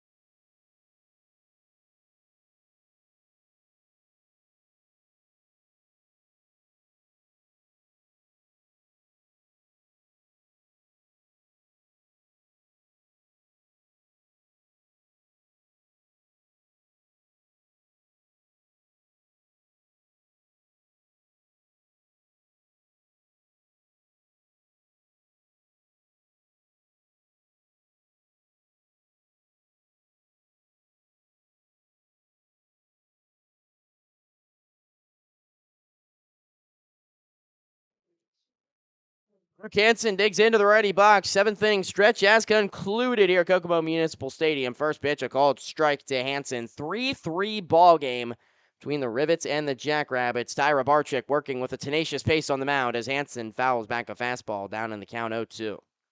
77 pitches for Ty heading into this frame. This next pitch will be number 80.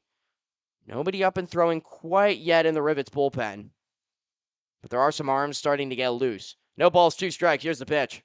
Breaking ball swung on, foul off the foot of Hansen. He'll stay in the box.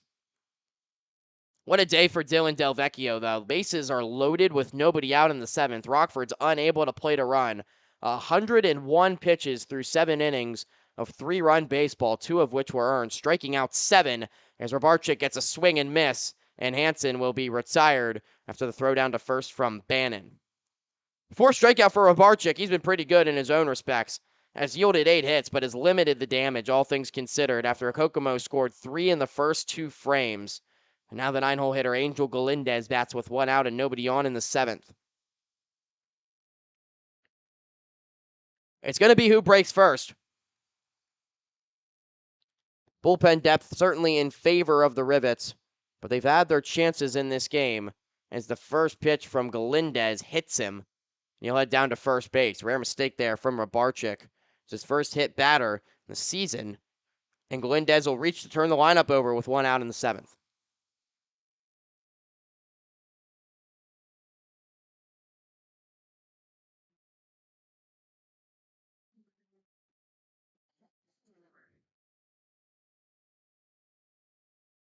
So top of the lineup, we'll see Robarczyk here, 4th time through. It starts with Luke Sartori.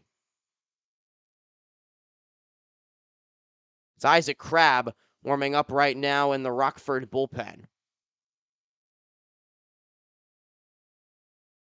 JT Scare out for a mound visit.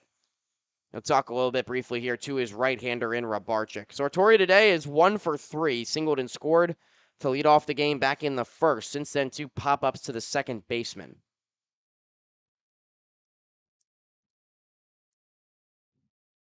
I mean, Tyra Barczyk's been in the zone here, and he's grown into this outing, gotten better as it's gone on. Last half frame was his first 1-2-3 inning. He's got a lot to feel good about here for Scara as he heads back into the dugout, trusting his right-hander. But in a 1-run game, got to be ready for anything. Got to be ready for a potential bunt here from Sartori, who runs really well. Potential small ball from the Jackrabbits, how they like to play it in this ballpark. 8 hits allowed. Only 1 of them has been for extra bases for Kokomo. A lot of hard hit singles. Infield's back to turn 2. Here's the first pitch to Sartori. It's low and outside for ball 1.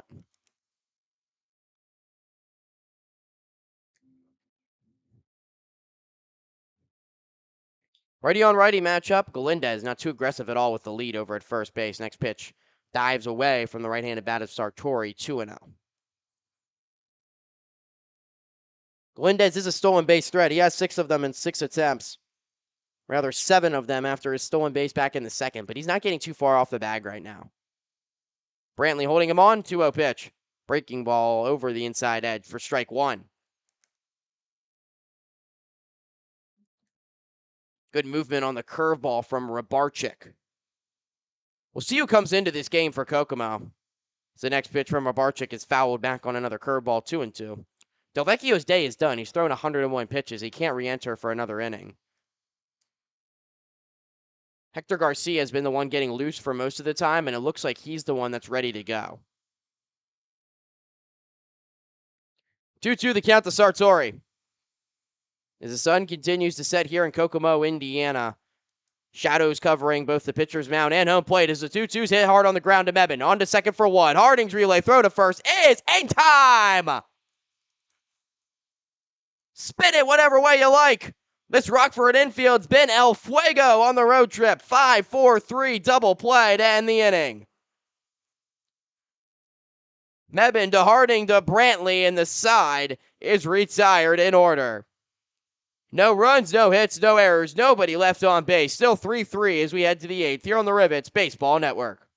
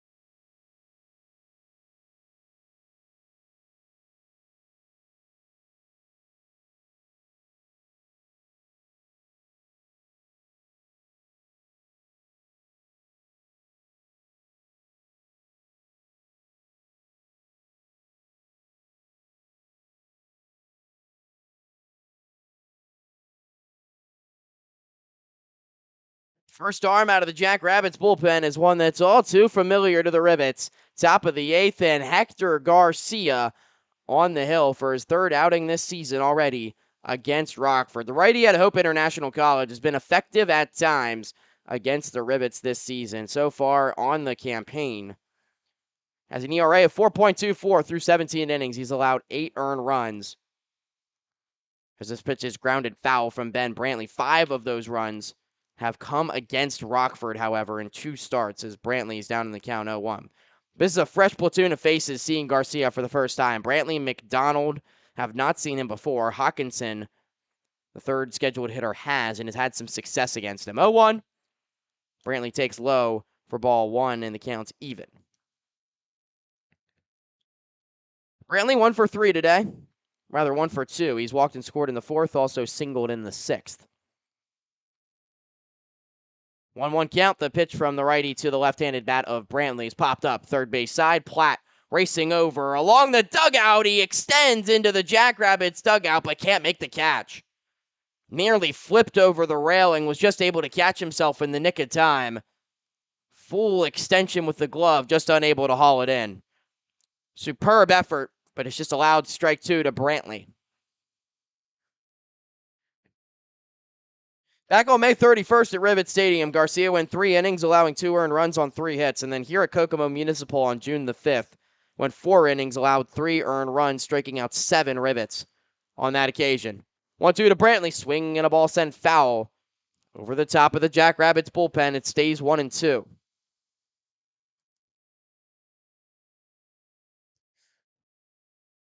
Once he gets past Hawkinson, none of the bottom 3 of the Rivets lineup have seen Garcia before. Krittenberger and Mebin towards the top of the lineup have. We'll see how long he stays in the game, though. 1-2 from Garcia. Leans back, deals. Change up away. Makes the count 2-2.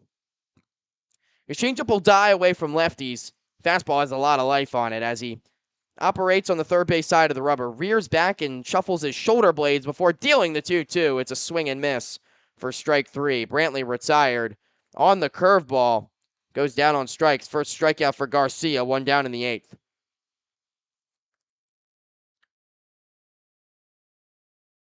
I'll bring up Cam McDonald here in a tie ball game in the top of the 8th inning. Garcia went 5 innings against Kenosha just 4 days ago through a high volume of pitches. So you wonder how much he has left in the tank. McDonald 0 for 3 today. Reached on a fielder's choice and scored in the 4th as he takes tight for ball 1. Again, this is a really taxed Kokomo pitching staff. Just trying to get away any way that they can. 71 pitches for Garcia in 5 innings 4 days ago. Not sure how much he can give you more than inning, but McDonald swings and misses at an elevated heater, and the count's even at 1-1.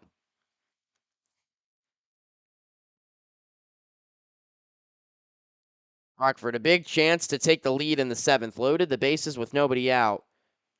Then 3 straight putouts.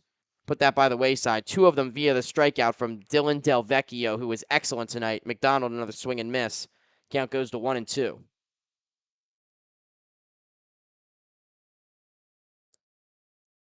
Righty on righty matchup.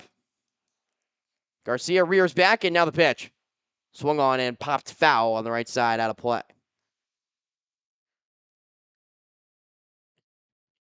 Stays 1-2 to Cam McDonald.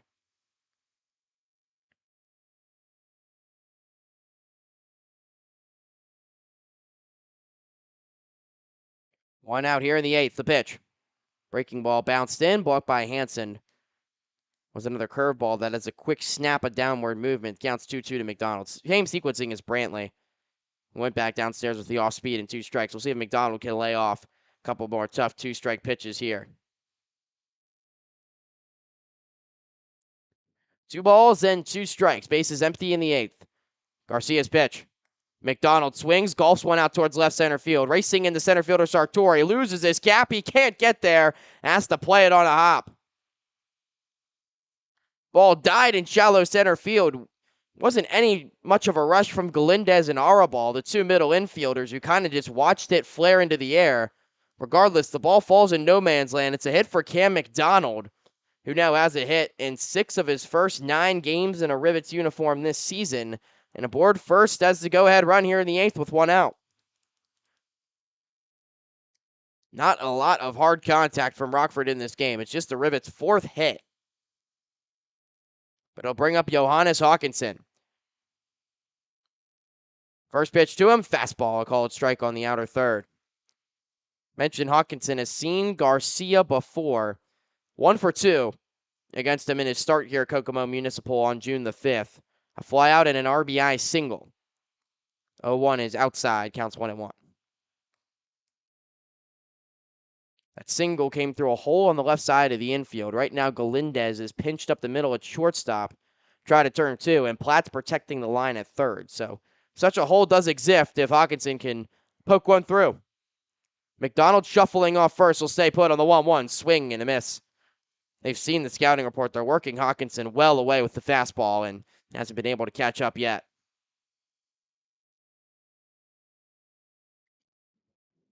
1-2 the count. 1 out here in the top of the 8th. 3-3 ball game. McDonald on first. Holguin, the first baseman, putting up his catching hand to shield the baseball from the sun as the pitch is swung on a miss from Hawkinson. Throw to second base is not in time. Hawkinson strikes out swinging. It's a second strikeout for Garcia, but a stolen base for Cam McDonald puts him in scoring position with 2 down. McDonald slides towards the back of the bag head first and is just able to grapple in the left hand before the tag could be applied for Maribal. So 2 down. Go ahead runs out there for Brandon Bannon. Already an RBI ground out tonight. He's 0 for 2 with a hit by pitch. Big juncture of this game for Bannon.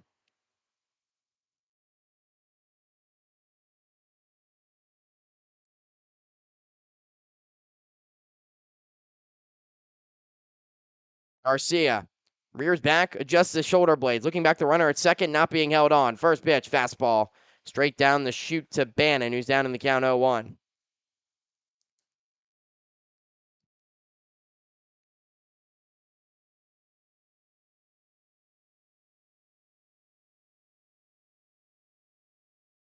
Bannon comes set, crowding the plate from the right side. Wiggles the bat off his right shoulder. Here's the 0-1 pitch. Bounces in a breaking ball. Good stop from Hansen. The count goes to 1-1.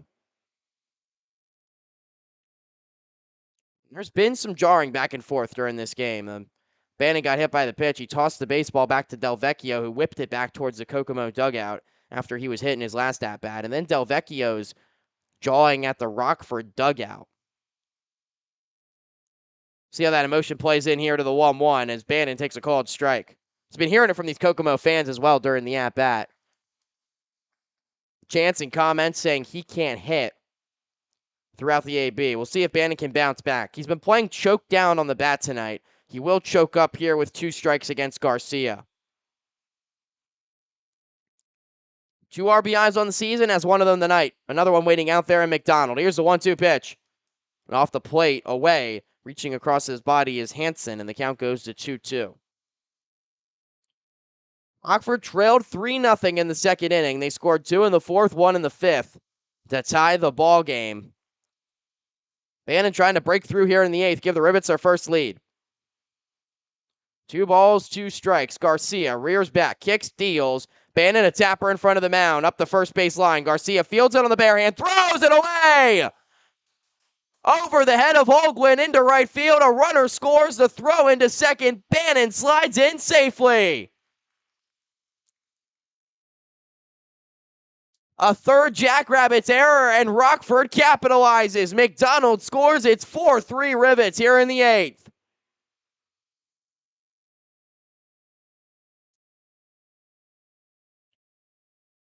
Sometimes you just got to put it in play. Hector Garcia up the first base line. Had to barehand it and throw it over to Holguin to throw out the speedy Bannon. He sailed the throw. And Brandon Bannon won't get the RBI, but does a job, and the Rivets have a 4-3 lead. First pitch fouled back from Thaxton Birch. Now a run around in second. A big insurance run here for Rockford. Birch 2 for 3 tonight has bounced back nicely from his 0 for 3 strikeout performance. An RBI to his name back in the 4th. He crowds the play from the right side, bend at the knees. Bannon not being held on at second. Here's the 0-1. Birch swinging a miss. High fastball got him down to the count 0-2. Tough night defensively for Kokomo. Tough series in general. 3 errors last night and now 3 tonight. And Rockford has made them pay on all occasions. 0-2. Here's the pitch. Swing and a miss. Birch strikes out. Slider in the dirt. Garcia strikes out the side, but Rockford takes its first lead of the ball game. A run, scores on a hit, crucial error, and 1 man left on base. 4-3 Rivets. We head to the bottom of the 8th. After this, here on the Rivets Baseball Network.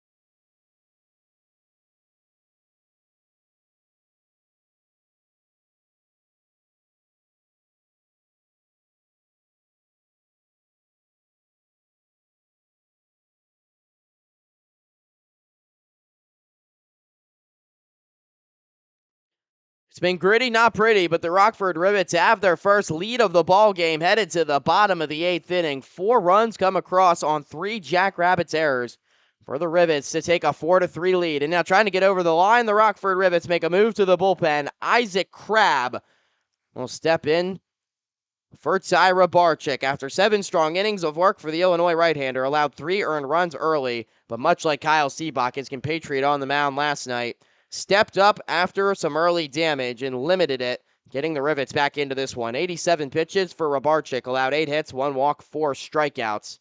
Crabb will face 2, 3, 4 in the Kokomo lineup, trying to put up a 0 in response to Rockford taking the lead in the top half. First pitch on the way is low to Al Holguin, left-handed bat against the righty arm of Crabb. It's 1-0.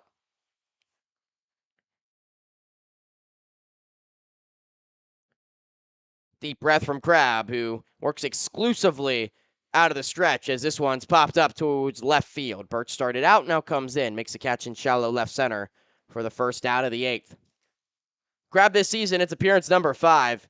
He's allowed 10 runs, 6 of which are earned through his first 5 innings of work on 9 walks and 3 strikeouts. But those numbers are a little deceptive. It's been a mixed bag so far for Isaac Crabb. 2 outings of 3 earned runs. But apart from that, he's pitched really good in his other 2 outings. He had 2 scoreless innings on June 11th against the Growlers.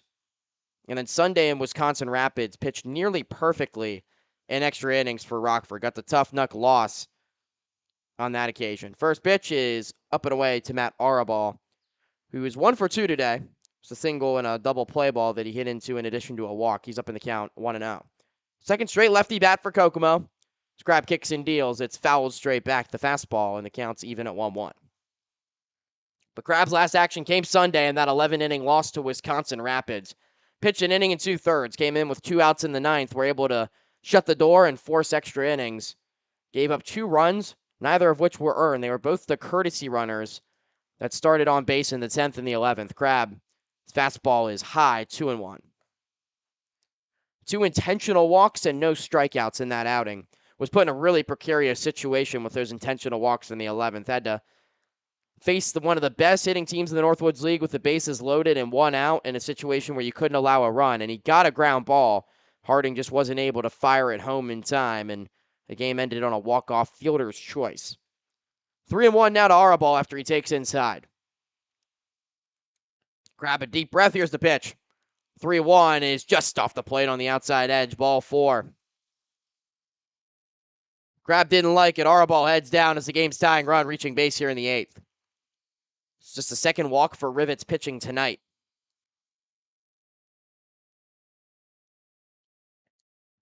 That brings up the DH, Carlos Hidalgo. Hidalgo has 1 hit and 3 at-bats tonight. A strikeout and a groundout in addition to a single back in the 3rd. Bannon coming out to give the scouting report to Crabbe.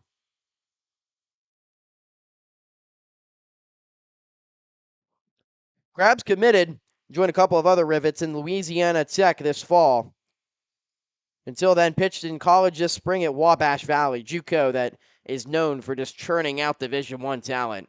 Pitched to a bit of a high ERA there, 7.53. But only 6 earned runs across in his final 10 outings. His hits allowed were also cut in half in that span, so he closed the season really strong. Looking to do the same here. Bluff steal from the runner on first. Crabbe drops in a curveball to Hidalgo for strike 1.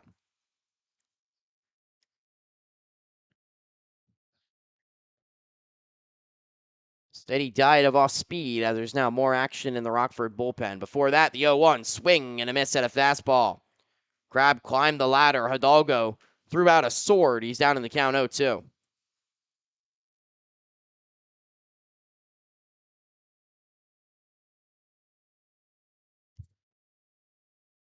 No balls, 2 strikes.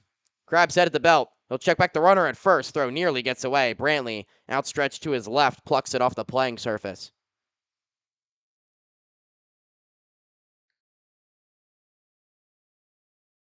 Looks like Alex Pipes getting loose right now in the Rockford pen. No balls, 2 strikes. Bluff steal from the runner again. The pitch fastball sails high. Crabbe can definitely see Arabal's antics out of his periphery. And that affected the delivery of that pitch.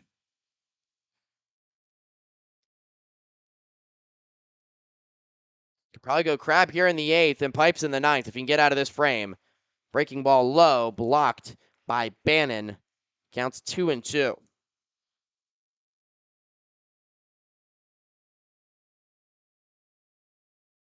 Just a 1-run ball game. Little room for error here. Rivets lead 4-3 in the bottom of the 8th. 2-2 pitch.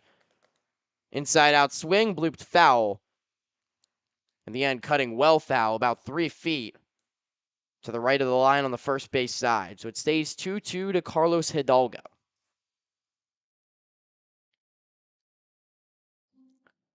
Hidalgo's been hot. He has multiple hits in 3 of 5. Trying to continue that hot stretch here. 4 hits in 4 games against Rockford this season. They'll check on the runner at first, and Arabal, who's back with a head first dive. Pipes has ceased throwing. He's ready whenever the time calls for it. Looks like a baseball was lost out in the outfield. It'll be redelivered by Ty Crittenberger, and play will be stopped momentarily. Big day in the Great Lakes East when you talk about how this division is forming out. There's action all around amidst the division, I should say. Game between Kalamazoo and Traverse City up in Comstock Park, Michigan, LMCU Ballpark, a minor league stadium hosting the 2 teams tonight. Growlers lead Traverse City 6-3 in the bottom of the 7th. In the top of the 7th, Kenosha looking for the road sweep of Battle Creek. They lead the Battle Jacks 5-1. Of course, the Rivets take on Kenosha in a home-and-home next after this. Rockford will wait to see what that means in terms of the standings. 2-2 pitch.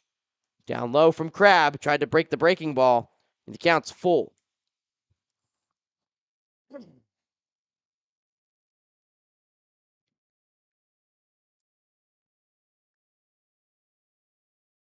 Three balls and 2 strikes. Runners off. Here's the payoff pitch. It swung on elevated foul over top of the Rivets bullpen.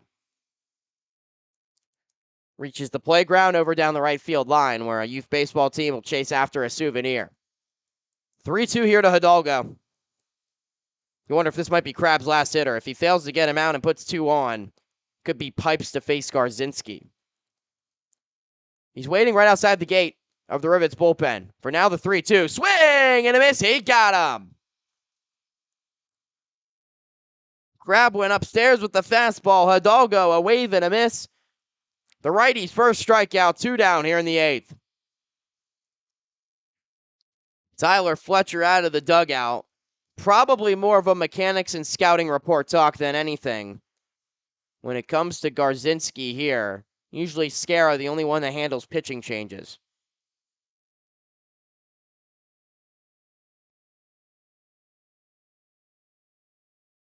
So 2 outs, a runner on first. It's 4-3 Rivets here in the 8th.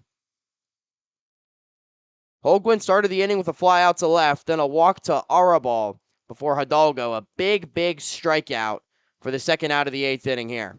Isaac Crab out in relief after 7 strong from Tyra Barczyk. Rockford battling back from 3-0 down for the second straight game here to take a 4-3 lead.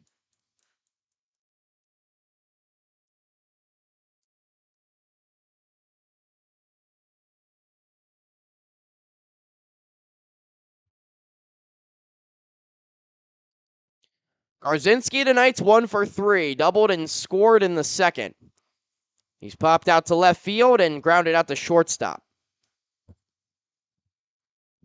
Right-handed hitting outfielder, a local product here from Indiana University Kokomo. Has had a lot of big hits on this field. Crab looking to shut the door on a clean bill of health here in the 8th. First pitch of this righty-on-righty matchup. Fastball tight for ball 1.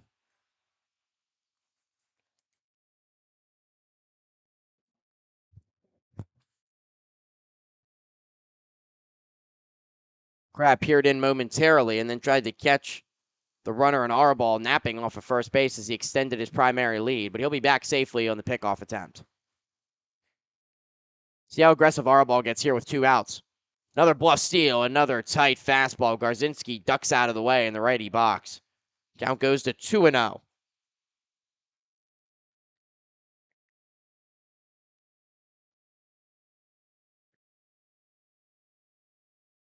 Grab a deep breath. Here's the 2-0 pitch. Fastball high, and he falls behind 3 balls and no strikes. Gonna have to dig deep here. He does have multiple walks in 3 of 4 outings this season. Control has been an issue at times. 3-0 is over the heart of the plate for strike 1. There's another fastball. Garzinski looked to be taking all the way. We'll see if he's firing in a hitter's friendly count. 3 balls and 1 strike. Swing and a ground ball through the hole on the left side of the infield for a base hit. Mebane was off the line at third. He outstretched to his left, couldn't snag it. It's a single for Garzinski, another 2-hit game. There's 2 on with 2 outs for Connor Throneberry. JT Scara makes the signal to the Rockford bullpen. Crab unable to get out of the 8th inning with a clean bill of health, but an opportunity for Alex Pipes to shut the door against Throneberry. We'll step aside here on the Rivets Baseball Network.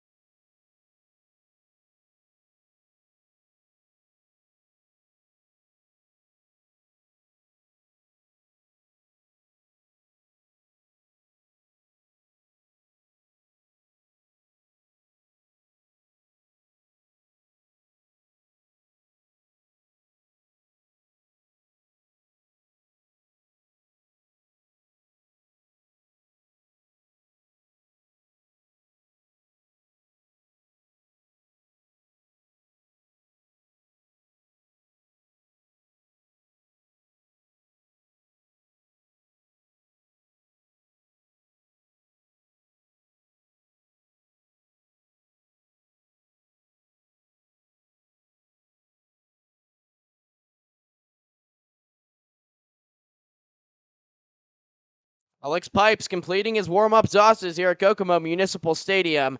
Rivets trying to wiggle out of a jam in the bottom of the eighth. They lead Kokomo 4-3. But two base runners in the inning, one via walk, one via single against Isaac Crabb, has chased him after just 2/3 of an inning, and it's left to Alex Pipes with two down in the frame. He'll face the hard-hitting right-hander Connor Throneberry, 0 for 3 tonight, a ground out, a strikeout, and a pop-out. Pipes features a plus 90s fastball and a slider with all kinds of downward tilt. 6 appearances this season, a 2.45 ERA. Has not allowed runs since his first outing of the season on June 1st. Clasped at the collarbone, fires a fastball. It kicks off the glove of Bannon and heads all the way to the backstop.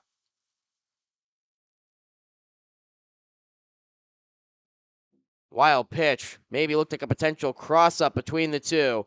But now there's two in scoring position, and a single from Throneberry can give Kokomo the lead. The two will talk it over as they walk back to the mound together. So 1-0 to Throneberry. Has not carried his hot series from Battle Creek back with him home. He's 0 for 5 in the series and 7 for 53 on the season. What a time for a big hit this would be for the freshman from Penn State. Infield back for the Rivets, 2 outs here in the eighth. 4-3 holding on to the lead. Pipes out of the windup. Slow leg kick delivery. Fastball down low. Pipes' last action came Saturday against the Green Bay Booyah. Scoreless inning, 1 walk, 2 strikeouts. Just 2 appearances this season for Parkland College, where he only amassed to an inning and a third.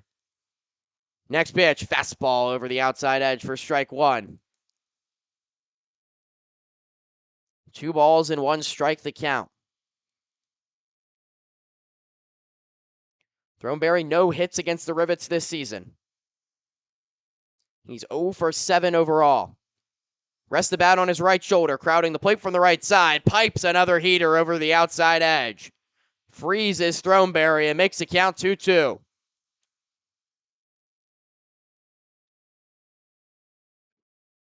Pipes only stands at 6-1, but he's shown some swagger on the mound, trying to get the Rivets out of a jam here in the eighth. 4-3 ball game, 2 in scoring position, 2 outs, 2-2 count. The deuces are wild. Pipes, kicks, deals, fastball just off the outside edge. Looked to be a little low as well, as the count's now full to Throneberry. Walk here loads the bases for Tucker Platt, who has 2 hits already today. Pipes, set up high, 3-2 pitch, fastball line, straight into the glove of the first baseman, Brantley. Throneberry squared it up, but Brantley, playing off the bag at first, makes the snare to end the inning.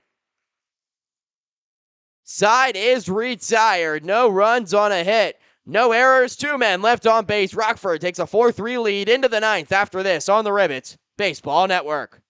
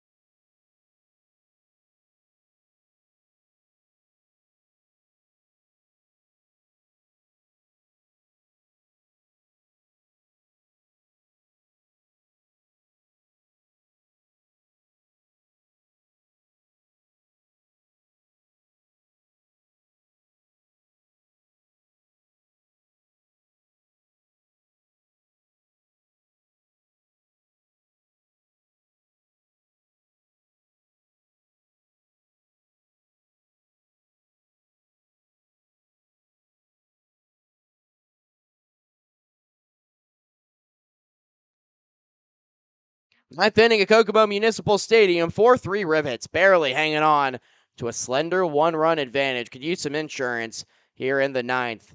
First pitch to Jeff Ince, a swung on a miss for strike one. Hector Garcia stays in the game for a second inning of relief. Ince comes up empty at the swing on the big looping breaking ball. Ince 0 for 2 today with a walk, has reached also on a fielder's choice and struck out. Fastball just below the knees. Count goes to 1-1.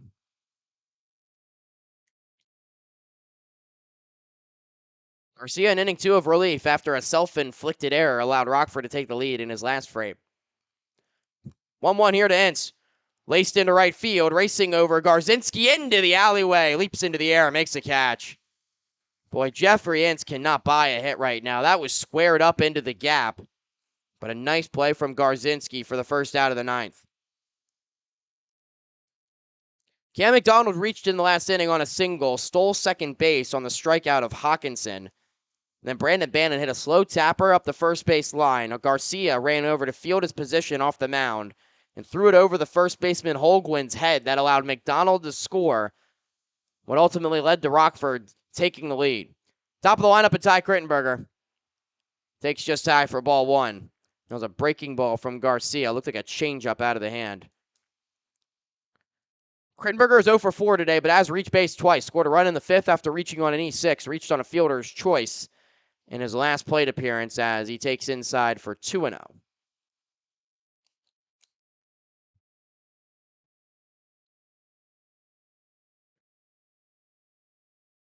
I still reach base in every game he started this season. Looking for his first hit of the evening. 2-0. Fastball way upstairs. Might not see anything to hit in this AB. Up in the count, 3 balls and no strikes. Rockford looking for some insurance. Alex Pipes, you'd have to presume, gets to the ninth inning. There's nobody up and throwing right now in the Rivets bullpen. 3-0. There's a fastball straight down the heart of the plate. Krittenberger takes strike one. Pipes got out of the last half frame, falling behind Connor Throneberry and then giving up a line drive straight into the glove of the first baseman, Ben Brantley, to leave 2 in scoring position as Krittenberger takes inside for ball 4. First walk for Garcia, 5th walk tonight for Kokomo pitchers. See if Krittenberger's speed will play on the base paths as Harding steps into the lefty box.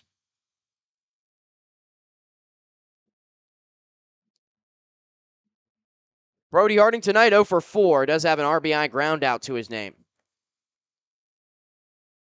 Cat and mouse game might ensue on the base paths here. Krittenberger got to third base with Harding in the box last time up from getting into a rundown and forcing a throwing error from Kokomo as Harding takes upstairs for ball 1. That's what got him into third base and allowed Harding to drive him home on the RBI ground out.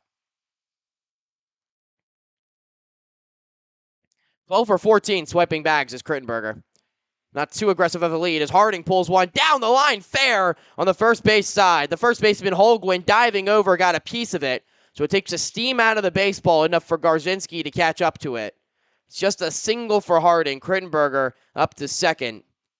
But the single extends Harding's hitting streak to 6 games, and there's 2 on with 1 out here in the ninth.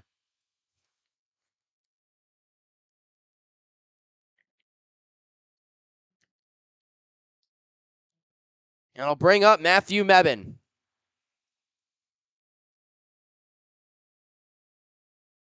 0 for 3 today with a walk. He has struck out 3 times. He takes strike 1 on the outer edge. Looks a little frustrated with the zone. Putting his hands up in frustration as he's down on the count 0-1. Big spot for Mebane, add on to his 26 RBIs. We've got a speedy runner, Krittenberger out in scoring position. Harding also with pace to burn over at first. Neither runner being held on. Infield's back for Kokomo with 1 out in the ninth. Garcia set at the belt. Looks back the runner, now kicks and deals. Mebane hanging, breaking ball, grounded towards third. Stepping on the bag for 1 is Platt. His throw across the diamond in time. 5-3 double play gets Kokomo out of a sticky situation here in the ninth. Mebane retired again, and so is the side. No runs, no hits, no errors. Nobody left on base. We head to the bottom of the ninth. 4-3 Jackrabbits, the bottom third of their order. Go after Alex Pipes when we come back here on the Rivets Baseball Network.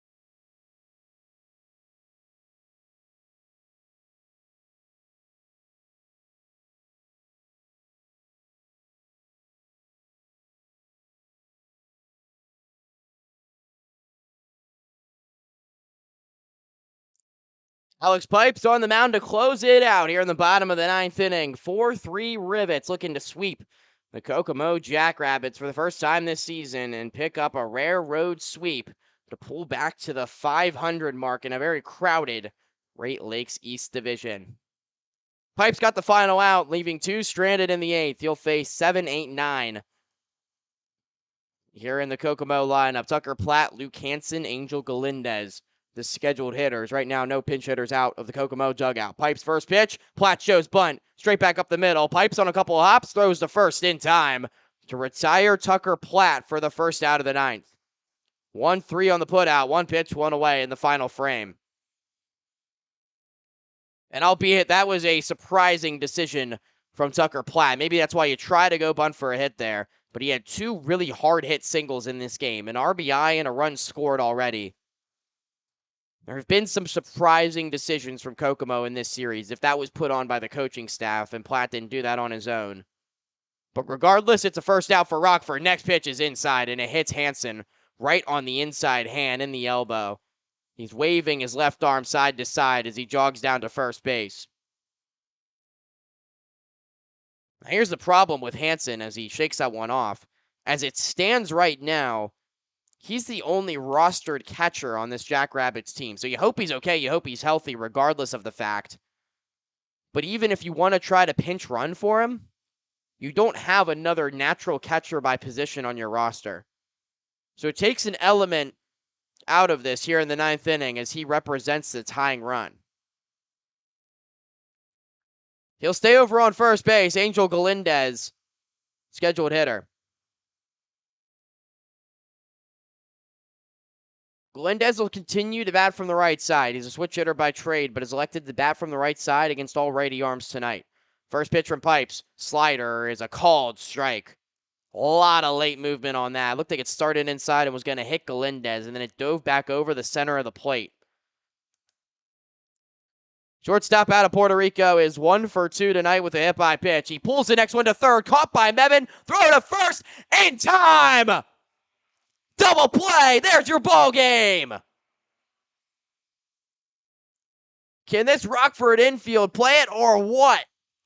Line shot from Galindez straight into the glove of the third baseman Mevin, who throws across the diamond to Brantley. Hansen was caught up in no man's land. There's your ball game. There's your series. Rockford Rivets sweep out Kokomo on the road 4-3 to take the series finale. And what a gritty win for the second straight night. Rivets fall behind early and find a way to battle back. From 3 runs down, they take it 4-3. We'll step aside. When we come back, we'll wrap things up here on the Rivets Baseball Network.